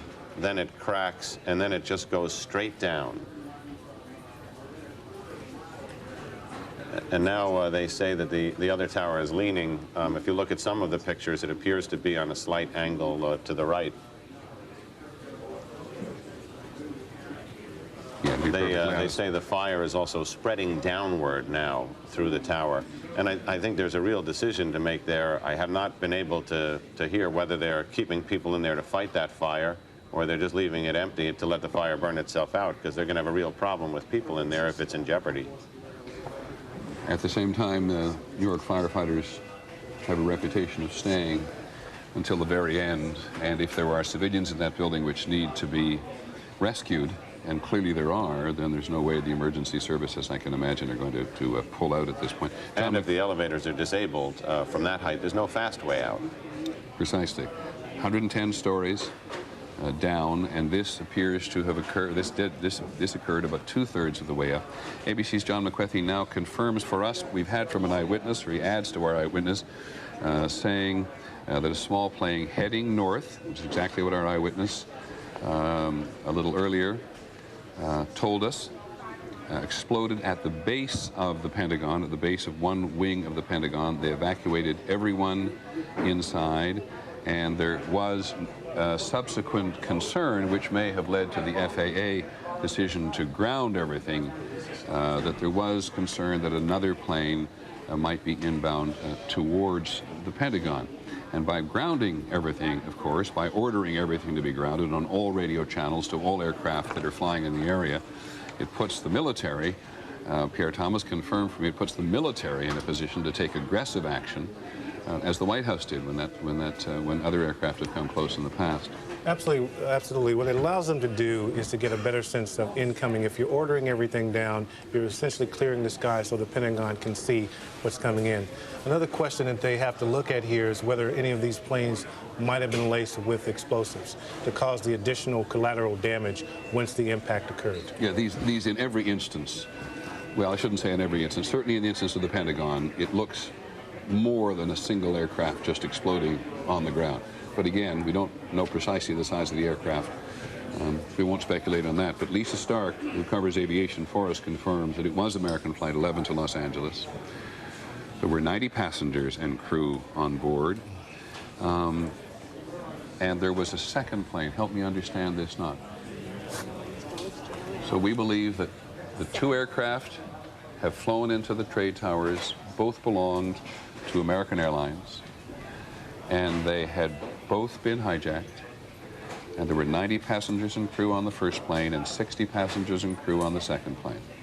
That is if there's any doubt about that, someone please contradict me, but that is the report I am getting from our people who cover the Federal Aviation Administration and air travel in general, that there were two aircraft hijacked for this attack on the twin trade towers, now the single trade tower in New York City. And on the first, there were both flights to the West Coast from Boston, and the first one had 90 people and a crew on board, and the second had 60 passengers and crew on board. I beg your pardon. The second plane was not hijacked from Boston, but from Dulles Airport, we're being told, which of course is outside Washington, and we do not know if that was the... I'm going to make this absolutely clear because this reporting gets muggy. We've now reports of two planes from American Airlines, one from Boston, Flight 11 to Los Angeles, which we believe is one of the aircraft that went to the trade towers. We have a second plane, American Airlines Dulles to Los Angeles, with 60 passengers and crew, and that is certainly bigger than a small commuter aircraft, so it may also have been involved in the near thing. We'll do our best to hand that down as well. Senior law enforcement officials in Washington now tell us that a car bomb has exploded outside the State Department. That's it's a report now from the Associated Press, about to confirm it with our own people at the State Department, though everybody in Washington has been evacuated from their buildings.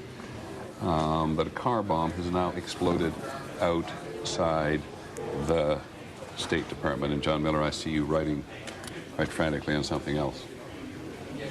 It's at the scene now at the World Trade Center. Because of the concerns of the structural stability of the remaining tower, a temporary headquarters mobilization point triage center was set up at Stuyvesant High School, which is about 2.5 blocks up and slightly across the street. Now the concern is that if the building falls, if the second building falls, that it will be falling in that direction. So they are now evacuating their own command post and triage center, and they have to find an even further zone to move that to. Something that is striking about this today is that this is indicative of, with a car bomb at the State Department, a plane crash into the Pentagon, 2 planes designated to crash into each tower of the World Trade Center, bringing one down. It connotes the level of planning and sophistication and extreme logistical ability that probably makes this singularly the largest, most well-coordinated act of terrorism, not just in U.S. history, but probably certainly in modern times. In modern times. Yeah, unprecedented. It's going to be. And every time you say that, I'm going to go immediately to Washington now, but every time you say that, I keep thinking of how we are told time and time and time again by the Pentagon and by the State Department that they know something's going on in the world today. They seem to have the problem at the North Tower, Peter. Let's look at the North Tower quickly, seems to be coming down. Oh my God. The second tower.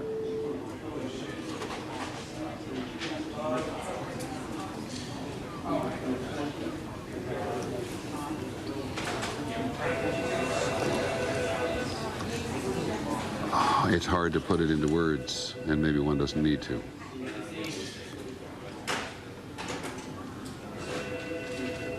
Both trade towers, where thousands of people work, on this day, Tuesday, have now been attacked and destroyed, with thousands of people either in them or in the immediate area adjacent to them.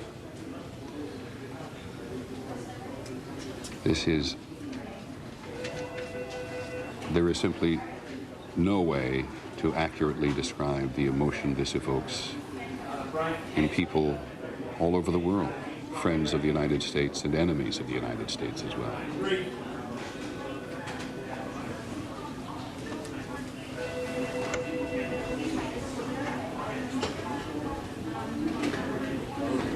John Miller, very briefly, you said to us just a few minutes ago that this was their concern, that they thought after the first tower went that the second one was vulnerable.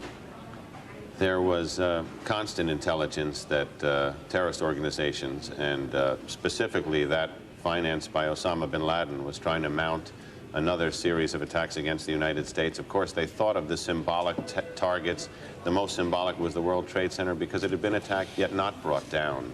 And it seems that those concerns that even caused the World Trade Center to hire a senior FBI counterterrorism official just weeks ago to try and beef up security have come home to roost. It's also interesting to say that there is no type of security which would have prevented against this today. Well, that may not.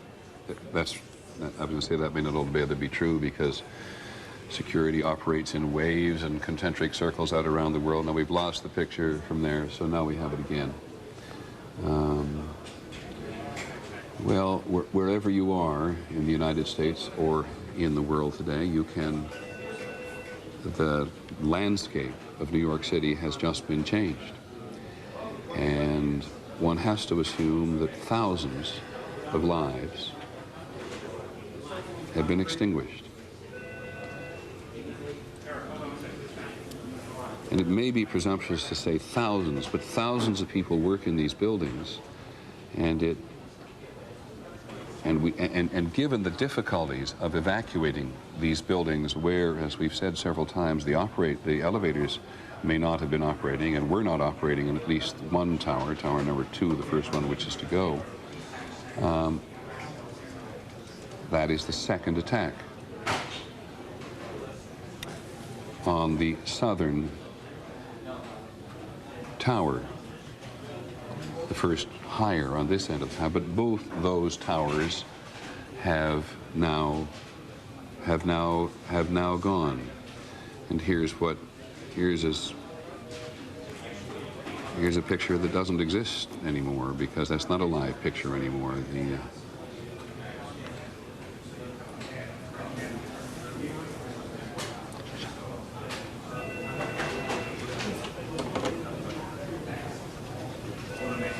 Good Lord, it just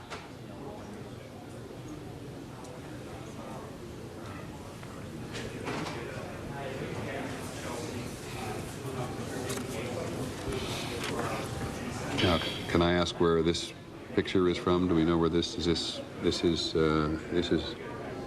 outside the World Trade Center. The sign indicates the approach to the Brooklyn Bridge. To the Brooklyn Bridge. So we're on West Street, approximately just north of Vesey Street there. And you can see the dust and debris. And this is at, I don't know if this is at an early stage or whether this is right now. It's at an early stage because there in the distance you can see at least one of the towers still standing as people wander, many of them dazed. And look at the cell phones in their ears. This is,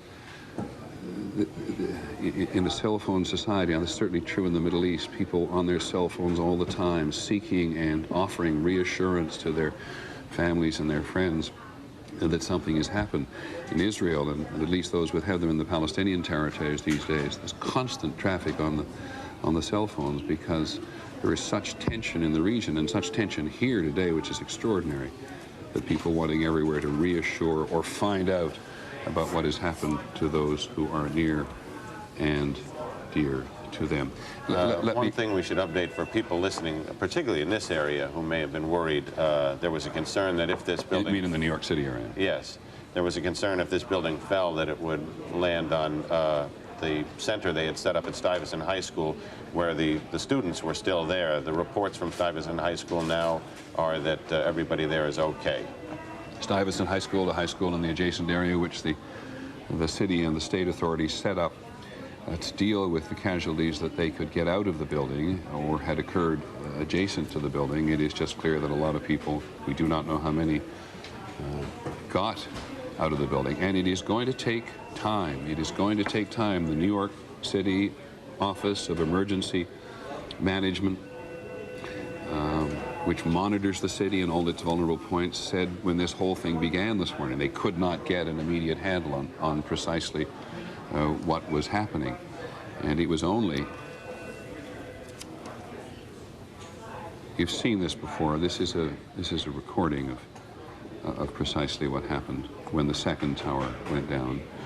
And this is from a very long distance. This camera is located on the edge of the Hudson River on the West Side Drive, up the western side of Manhattan. And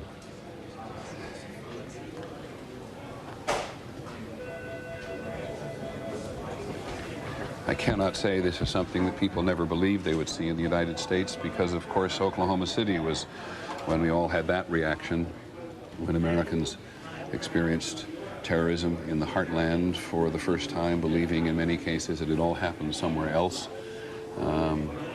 But I just think that millions of Americans will be stunned by the magnitude of this today. I'm trying to track down John McWethy, our correspondent at the Pentagon. He was evacuated. I'm saying this as much to our control room as anybody. He, like everybody else, was evacuated. And I'd also like to talk, if I may, to Claire Shipman at the White House to see what the progression is there, and Linda Douglas at Capitol Hill, because we do know that the leadership of the Senate, at least, Senator Lott, Senator Dashville, were moved to a secure location while much of this was going on. But it is very difficult to get through on anybody's cell phone. And this is, Pierre Thomas, another reminder of, you wonder if this is something that people anticipate. We now live in the age of cell phone. We now rely on cell phones for so much. When there's chaos like this, too many people on the cell phones, they don't work. Well, one of the things that they had to deal with today, Attorney General Ashcroft was en route to Milwaukee today. And now with the planes grounded, he's going to have to communicate by phone. They have an internal communication system at the Justice Department that they use in situations like this, video monitors. But again, everyone is dispersed, and with the planes grounded, this created a scenario that they had, quite frankly, hadn't seen before. It is the grounding of the planes which pretty much brings to a halt. I mean, one assumes that Air Force One with the President is already on its way back to Florida. Okay. All right.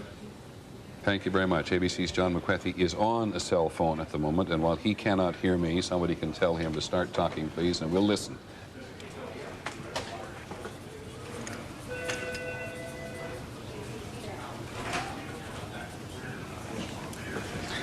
Okay, we'll try that again. Anytime John McCarthy begins to talk and tell us what's happening at the Pentagon, or as much as he knows what's happening at the Pentagon, we will simply let him go. But it's just very difficult to get through on cell phones. Thousands of people trying to find out where their friends and their relatives are. Thousands of reporters, news organizations, of city organizations, state organizations, federal organizations, trying to understand not only what happened today, which in some respects is secondary, but to get something done.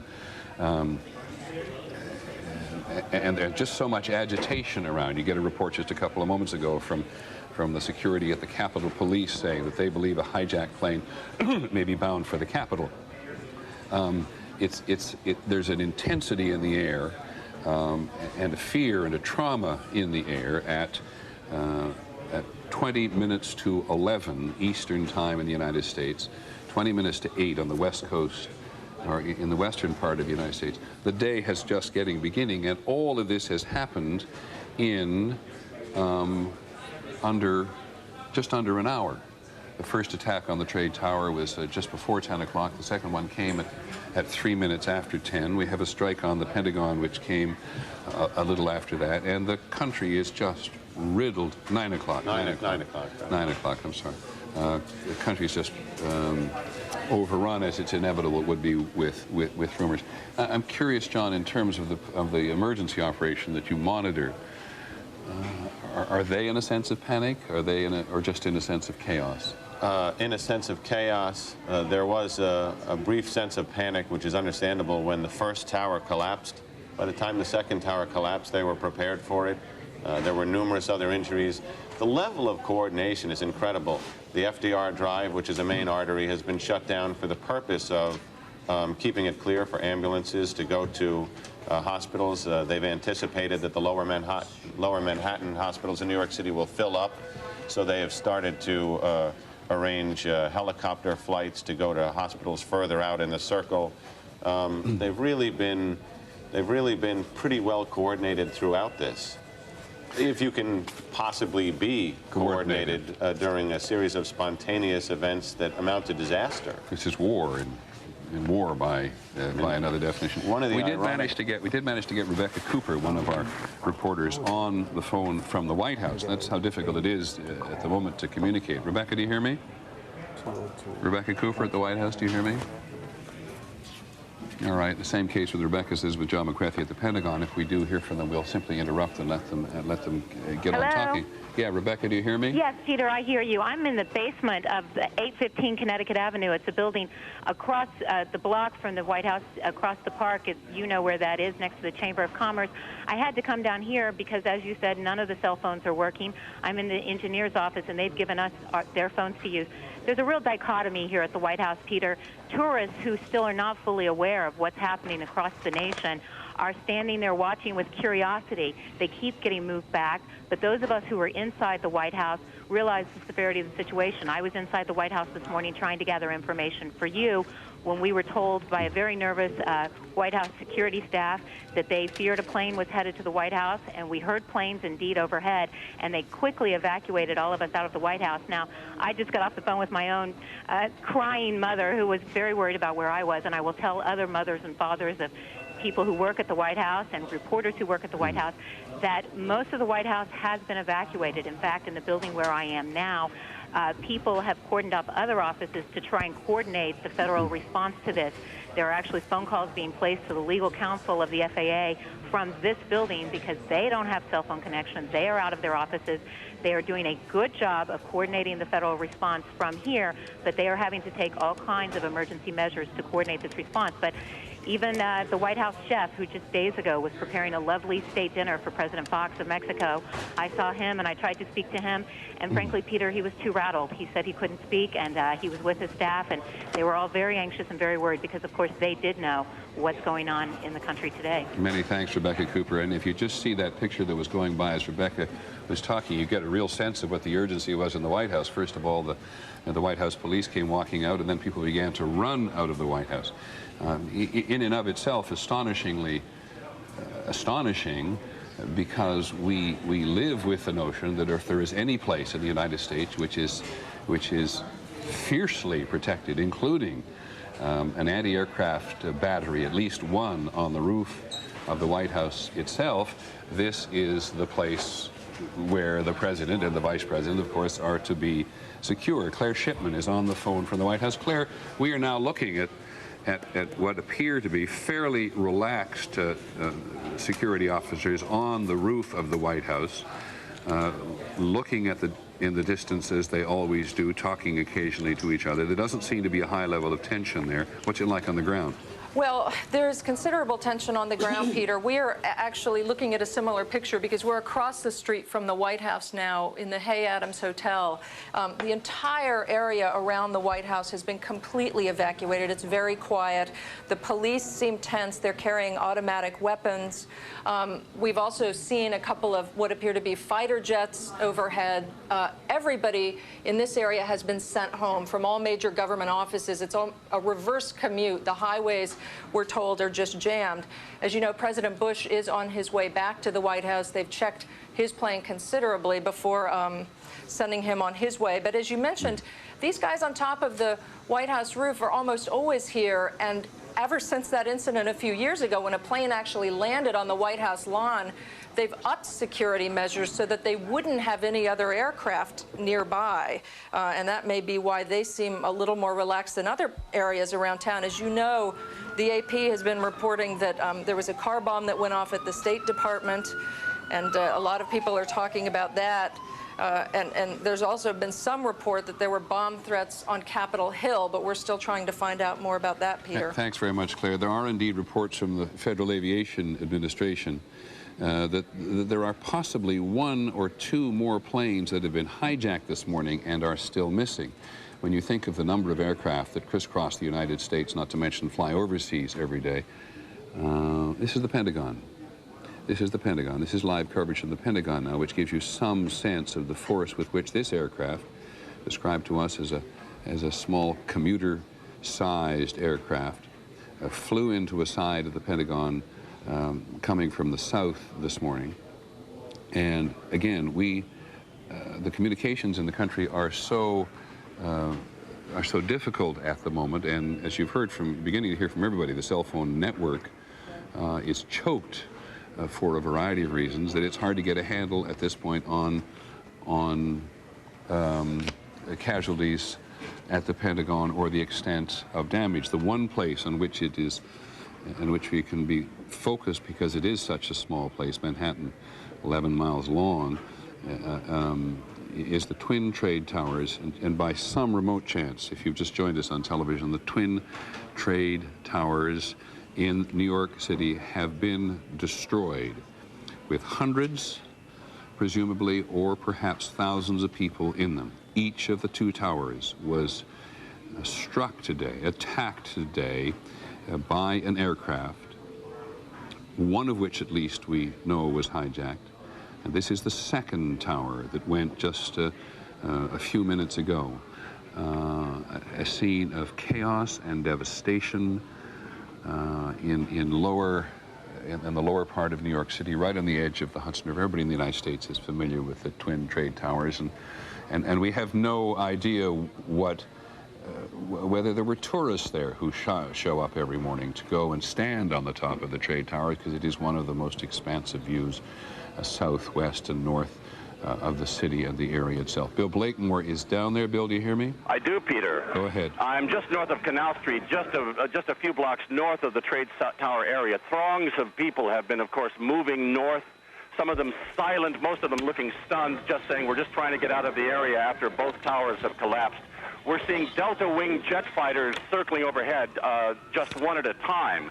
When the first one appeared, the group of people amid which I was standing shrieked and said, "Oh my God, there's another attack." And then they realized that being a Delta Wing jet fighter, it was probably the U.S. military, which of course it seems to be. There's just a couple of helicopters, apparently police helicopters, circling overhead. And on this very clear morning now, the unusual sight is the lack of the trade towers sticking up above the buildings that are normally here. People have now begun to accept, but just barely begun to accept what's happened. All business at a complete standstill, nothing but sirens down here. as these throngs move further and further north, just walking away from what they can barely begin to understand. Peter? Bill, how far north did this, I mean, we looked at some streets which debris had just gone in a huge, wide area. Right. I seem to be just north of where that hit. I'm just up at Canal, so there seem to have been enough low-lying buildings, that is no more than, say, 20 or 30 stories high, between us and the base of the tower to have protected people here from the debris. But here's another man walking past me, just looking completely dazed, going north.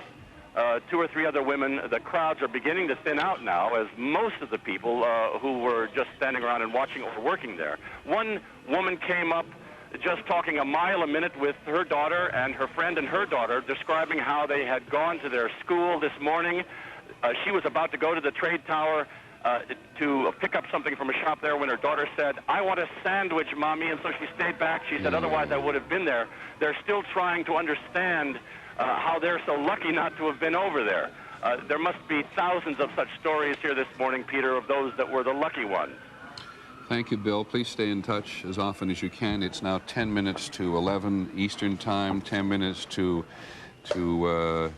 East in 2 minutes to 8 in the West. And I'm just going to add to the chaos and the trauma of the day by saying that a large plane has now crashed just north, or shouldn't I say just, but crashed about 10 o'clock in the last 15 minutes, north of Somerset County Airport, about 80 miles southeast of Pittsburgh.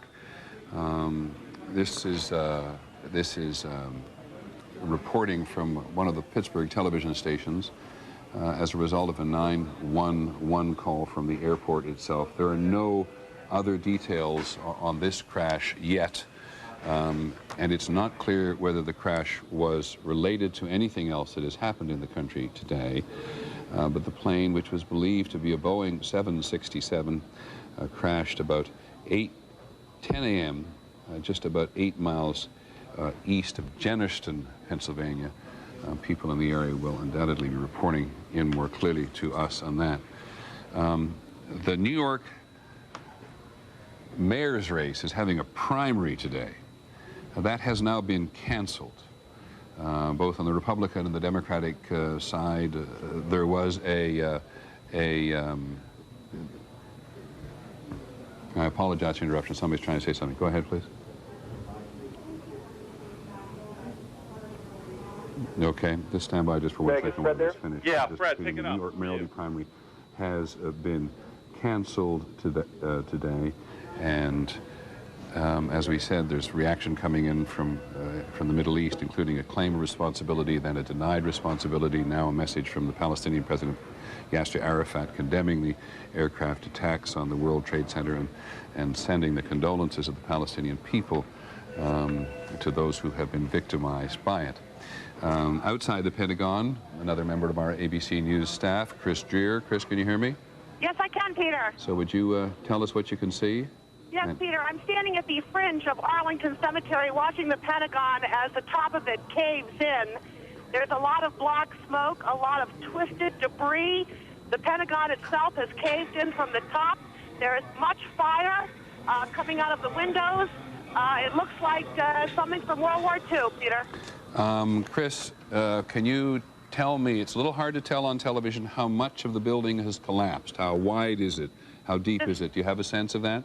Yes, I do, Peter. The center portion of the Pentagon appears to be breached. That is, apparently there's a courtyard, and the of that is completely caved in from where I am, from where I see it. Okay, I think you're on a cell phone, Chris, but just confirm for me that a portion of the building has been breached and the aircraft appears to have pushed its way through into the courtyard? Yes, indeed it has. I believe, Peter, that that's where the plane is, but I am not sure at this time. Okay, thank you very much, Chris. Is there any evidence, is there any movement around there at the moment? We're looking at a fairly static picture. Are there people arriving, people disappearing, ambulances coming? Peter, there's a great deal of glass and wind fire coming out of the windows, but on the other side of the Pentagon is where most of the emergency vehicles are now. I'm going to try and get around to that side to see what I can see. Okay, thank you very much. I should tell you that all military personnel in the District of Columbia area now, all military personnel in the district are now on something that is called threat level Delta, which is the highest state of alert in the military, and all other military personnel in the country are now on alert status Charlie, which, John Miller, we know is a somewhat lower status of alert, but still a reminder that this disaster has spread like wildfire through all of the political and military establishment in the country. All museums and monuments in Washington are now shut for the day. It's ironic to hear Claire Shipman telling us there that tourists are still standing around waiting to get into the White House today. Not surprisingly, unfamiliar perhaps with what has happened everywhere else, though, as it was, for example, when John F. Kennedy was assassinated, word spread dramatically, mouth to mouth, person to person across the country in a huge wave of information and emotion and confusion. And now...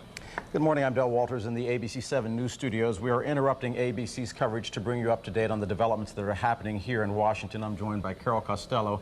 Safe to say that Washington is in a state of high alert. We are receiving a report that, as you heard Peter Jennings say, that all of the government buildings in Washington, all of the employees in the government buildings in Washington have been told to go home. All of the museums have been closed. Including the National Zoo. Including the National Zoo. And as you can hear, basically, we don't know at this point what buildings may or may not have been targeted by these terrorists, and that is the reason for this extraordinary activities. We have a reporter on the phone right now from the Capitol, Horace Holmes. Horace, bring us up to date as to what's going on there. The area, Del, around the Capitol has been totally sealed off. We're standing on the corner of Independence and Washington Avenue. About a 4 or 5 block area around the Capitol has been sealed off. Police just not letting any, even people walking on the streets get anywhere near the Capitol building. We have been hearing, and you can probably hear in the background, sirens going. A lot of police activity, police cruisers and paddy wagons and even ambulances traveling at high rates of speed up Independence Avenue.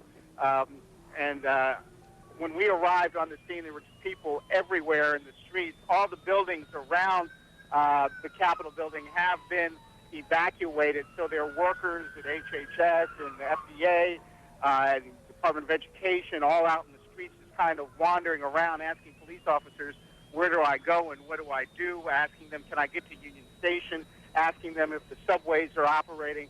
A lot of panic out here in the streets, quite frankly, and a lot of confusion. Of course, we understand the airports have been closed down in our area. The D.C. Fire Department, Prince George's Fire Department, Alexandria Fire Department, all personnel have been asked to come in to work no matter what their shifts. Horace, what about people who just live in the area? They must be afraid, too.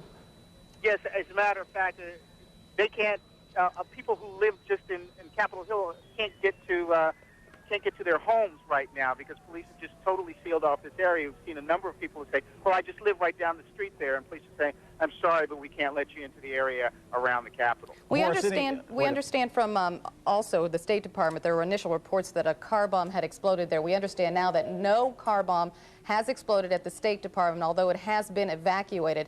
Although at the Pentagon, the plane did hit the Pentagon. Part of the roof has fallen in, but we don't know the extent of injuries there. We don't know if anyone's been terribly hurt because, of course, in these situations, it's very hard to get information. Horace, do you have any information about injuries?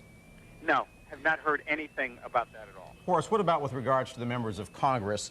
Have you seen any of them coming, going, or extraordinary measures to evacuate the members of the House and the Senate? I talked to one gentleman who was in a House Judiciary subcommittee meeting that had just begun.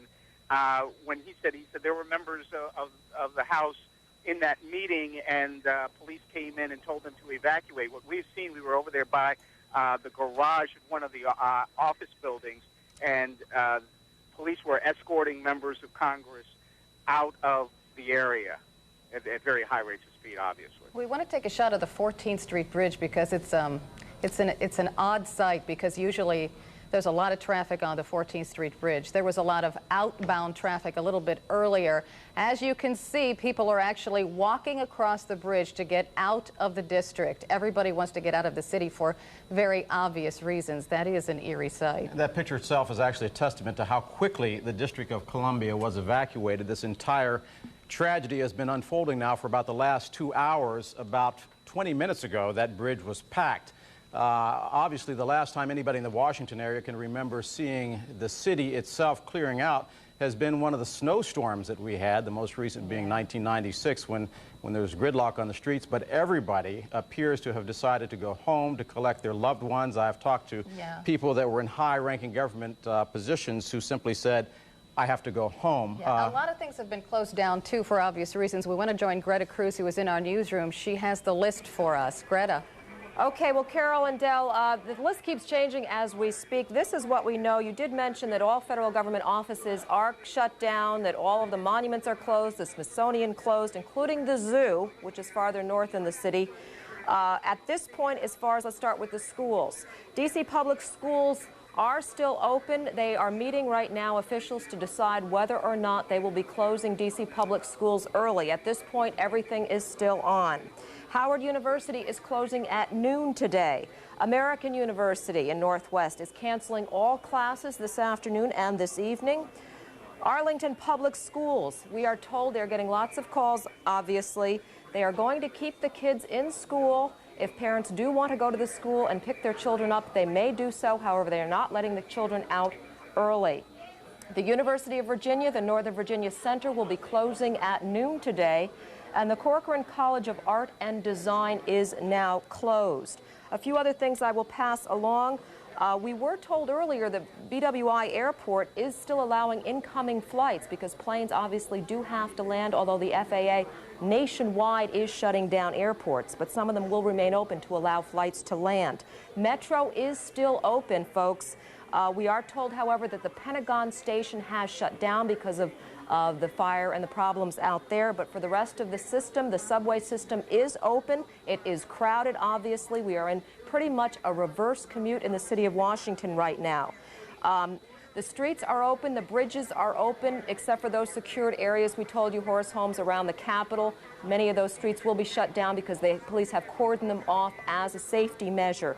The stretch of 395 Shirley Highway by the Pentagon is also shut down because of the fire out at the Pentagon. We understand that D.C. Mayor Tony Williams is at the Reeves Center downtown. That is with the command center. He is fine. Everything is in control there. The White House and all the other buildings downtown have been evacuated.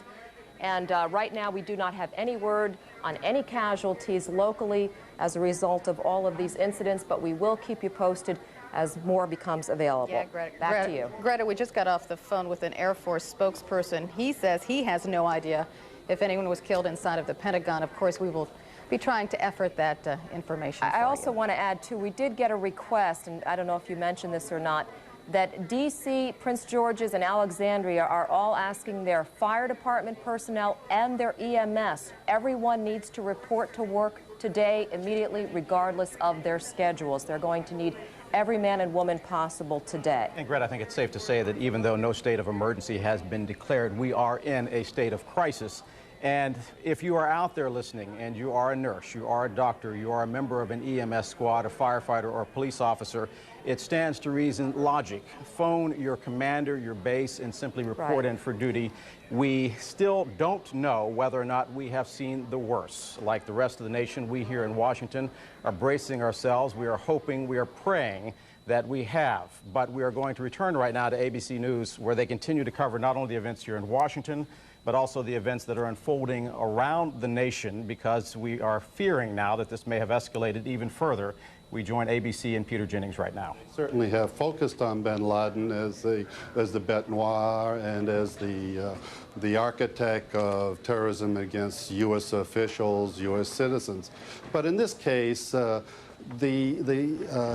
resources and the coordination and the direction to do these kinds of events requires capabilities beyond any one single group. In other words, there had to be cooperation, possibly with some state support, to do this kind of thing. Okay. I mean, we've been hearing for the last 2 months that bin Laden was getting ready to do something, but I don't think anyone was looking here as the object of his next event. Okay, Vince, I much appreciate it, and I hope you go work the beat for us and you check back with us through the day. I'm, by the way, this is not for an immediate discussion, but I'm sitting next to John Miller of ABC News, who you've heard often this morning. He's one of the only reporters in the world to have gone to see Osama bin Laden in Afghanistan. And as the day goes on, we'll clearly deal with this in even greater depth, John, than at the moment. But what we are now dealing with is a devastating human tragedy as the result of terrorism in New York City and in Washington, D.C. And just before I talk to John Cox, well, I'm more than happy to listen to these people on the street if we can possibly hear from them. But just in case, by some remote possibility, at 8 o'clock Pacific time, along the West Coast, you've just turned on your television or you're continuing to watch it, let me just review for you where we think we are at the moment.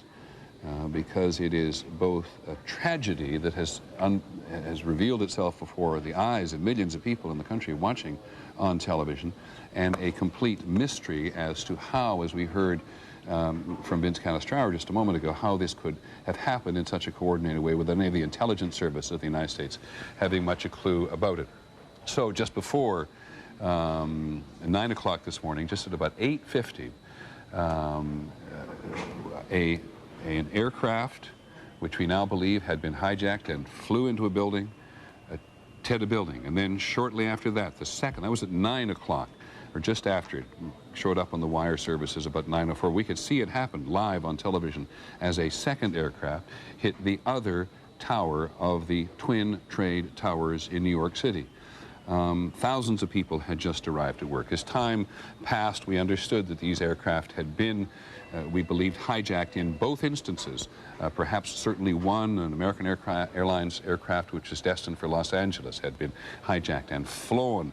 Pilot either forced to fly, very hard to believe, and of course we'll never know unless they find the black boxes from these aircraft, or somebody on board that aircraft killed or got rid of the pilot and went to the controls and flew the plane into the building themselves.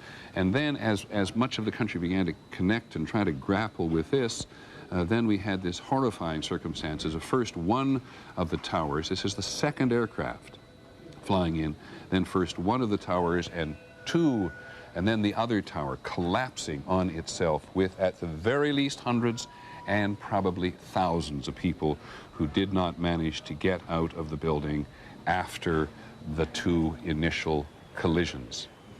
And the country, the political and military establishment of the country just began to lock down very quickly. First of all, there was concern at the White House because outside the west side of the White House, behind the Executive Office building, we then began to see that there was fire, and that was what appears now to have been an attack on the Pentagon just shortly thereafter.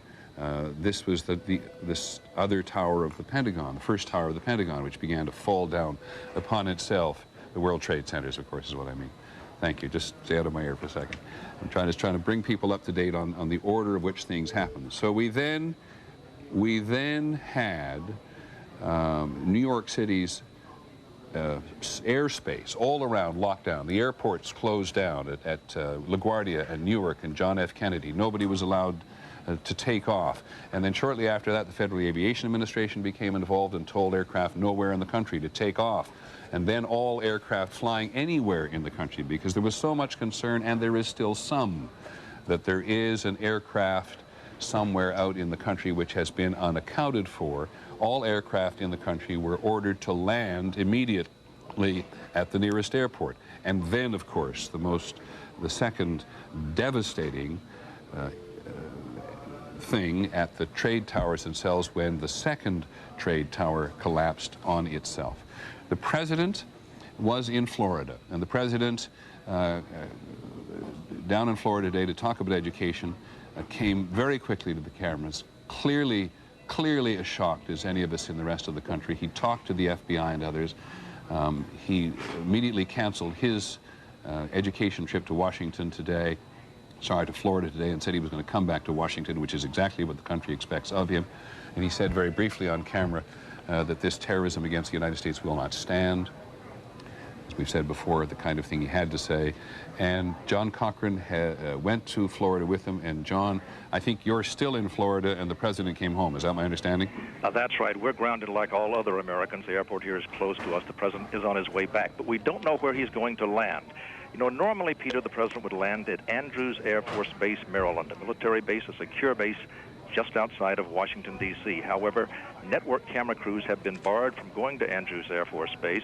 It apparently has been roped off and barred to news media. We do not know if the president is going there, and the White House is being very close-mouthed about it. And you can understand why they would want to create the question in some people's minds as to where the president will land. We've been told that when the president returns, he will have a National Security Council meeting. But where will that happen? Will it be in Washington? I can't help but think back to November 22nd, 1963, the assassination of John Kennedy. At that time, the Secret Service was in a great hurry to get the new president, Lyndon Johnson, back to Washington, D.C., a safe place. It's no longer clear today that Washington, D.C. is such a safe place, Peter. Thank you very much, John. Please stay in touch and let us know when you can make your way to Washington. The uncertainty in Washington has led authorities to ask the political leadership in the Congress, we know at least in the Senate, to go to a safe location. Earlier reports about a bomb outside the State Department, we believe, are now not correct. But there was this attack on the Pentagon, and there's this mixture in Washington of deep, profound tension and almost and alertness. You certainly get a quick glimpse there of the security force, which is a constant presence on the roof of the White House, on guard there. But there is a natural instinct, not only for the president to go to Washington, not merely for the security, because it's the nation's capital and it's where all of us in the country will look to the president for leadership and response in the hours and the days ahead. And it'll be maybe a couple of hours yet before the president gets to Washington. Meanwhile, on the ground, we have people of all persuasion, eyewitnesses, journalists on the ground, who have been party to seeing this thing and are beginning to piece together for us the human dimension of how horrendous this is. And this, of course, is Times Square, in which you can imagine that people have stopped, and this happens to be the ABC News screen in Times Square, which at a time like this, as Times Square has always been for more than a century, it's always been a place where people gather to see the news. But Drew Milhon, ABC News' Drew Milhon, actually saw this happen, and I believe, Drew, you're on the phone at the moment, am I correct? Yes, Peter, I'm here. Would you go ahead? Sure. I was at the corner of Varick and Canal, which is about 10 to 12 blocks north of the World Trade Center, where roughly 300 to 400 people were gathered watching the flames and the smoke from both World Trade Centers going through the air. And I began to cross the street, and I heard a collective scream from this group of people. And I looked up, and the first World Trade Center that collapsed was falling down. The shriek lasted for quite a long time, and then many of these people fell into tears, just crying and sobbing. I don't know where my mother is. I don't know where my friends are. That sort of thing was heard all around this crowd. Okay, Drew, and where are you at the moment? You're in the same location? Yes, I am. I'm at Varick. I'm just north of that now. I'm at Varick and Canal. And people are not familiar, people from outside New York are not familiar, but you're at the lower west corner of the island of Manhattan. And is that whole lower part of Manhattan being either evacuated or people just leaving it en masse? It is being evacuated. No cars are allowed south of Canal, which is basically the last major thoroughfare that goes east to west on Manhattan. After the first Trade Center went down, I tried to get closer to the scene, and police and FBI agents were telling everyone, both plainclothes policemen and uniformed policemen were telling everyone they had to go north of Canal. They were pushing everyone back. Okay, thank you very much, Drew Milhon. Please check in with developments. I can tell you that the reports that we now get from a variety of places, let me just stay with the map of New York City, because the New York City Emergency Management Center is, if you're looking at that map, is just like on the tip of the building there to the north. Both those buildings have gone, and at a moment like this, they and the political establishment in the city, as well as the state and federal authorities, would coordinate operations from in there. And there are other, as you look around that, Manhattan itself, as far up as the Williamsburg Bridge and beyond, of course, is the United Nations. People have always been concerned that these two, at least two of the tunnels, the Holland Tunnel for one, the Lincoln Tunnel is not on that map, but these are the tunnels that go across the Hudson River to New Jersey and out onto the west, and that even perhaps the bridges. But elsewhere in the city, City Hall would be vulnerable as well. The United Nations, the tunnels, and of course FBI headquarters, which is about in the middle of Manhattan, not too far from the New York Stock Exchange, which you cannot see on that map at the moment. But there was nothing, John Miller's with me still, thank you very much, and I'm glad you are, nothing more patently, obviously vulnerable than the trade towers. Or no larger set of symbolic targets. It's what they mean. They stand for American commerce. They stand for the American establishment, and in some way, just by their size and profile, American might. And the fact that they were an earlier target and that they withstood that, I think, made them even a more attractive target the second time around. You can see people, and again, I'm not quite sure what we're looking at here, and I wish somebody would put pictures up. Okay, this is clearly a New York fire rig, and communications are extremely, extremely difficult, as you can imagine, in a circumstance like this. One of the things sometimes what you get is a picture that is either taken from a different angle or of a different thing. One of the things they're grappling with here is what is the crime scene. They've been talking about that today. The crime scene unit responded expecting that they'd have a massive crime scene, the World Trade Center tower, then two towers. Then the two towers collapsed, making their crime scene not only much more difficult to process, but massive. Consider the prospect of sifting for evidence, trying to find the black boxes, the in-flight recorders, evidence of other explosives there. Let me stop for just a sec, John. We'll come back to the notion of crime, but ABC's John McWethy is at the Pentagon. John, can you hear me? Jack, can you hear me? Yes, I hear you, Peter. John McWethy, just go ahead and tell us what you know, what you've seen, how much information have you been able to put together? Peter, this is one of those things that you dream of in your worst nightmares. It appears that a large jet aircraft, perhaps the size of a large passenger plane, came very low, clipping off light poles as it approached the Pentagon. It slammed into the side of the Pentagon, and it drove itself from the outer ring all the way to the inner ring. The area of the building that it went into burst into flames. There are many, many floors of destruction deep into the heart of the Pentagon. That area has now collapsed. The firemen have been there trying to put out the flames. There are obviously heavy casualties at the Pentagon. There have been ambulances and helicopters coming and going for the last hour. The area has been cordoned off. The skies above the Pentagon, there have been F-16s circling. The entire area has been evacuated. More than 20,000 people work in the Pentagon, Peter, and this is a disaster. John, at ground level, for example, in the side of the building where the plane penetrated from the outer ring to the inner ring, do you know precisely what goes on in that section of the building? I do not, Peter. That is not where the highest-ranking people are. The Secretary of Defense and most of the chiefs of the services are on a different side of the building. But in a way, it almost doesn't matter. There are going to be many high-ranking people from the Defense Department who are going to be either injured or killed in this attack. And, John, is this something which the Pentagon is trying to take care of wholly itself? I mean, are we talking to you about a circumscribed military operation to emerge from this chaos? It's very difficult, Peter. The FBI is here, local police are here, everyone is here trying to deal with the casualties initially and trying to make sure there isn't a second strike of any kind. That's the first inclination. That's all I can tell you at this point. All right, let me ask you, John, because you cover intelligence and counterintelligence a lot of the time, trying to see that a second strike doesn't occur. How is the Pentagon defended in any way, and in any way similar to, for example, the anti-aircraft battery on top of the White House? No, Peter. This Washington, D.C., because it is a democracy, has made a lot of decisions about how it is going to posture itself.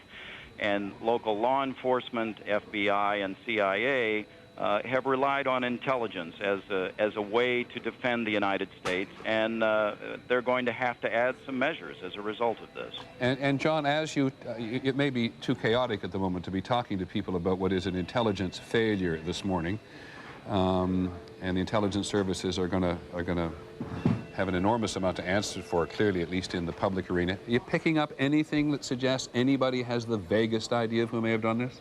They are going back over every strand of intelligence, looking for either groups in the Middle East or anywhere else in the country. They learned a painful lesson after Oklahoma City, not to jump to conclusions. They're trying not to do this. But, Peter, there are very few organizations on the planet that could put together the kind of coordinated attack that we have seen today. That points most initial fingers at Osama bin Laden.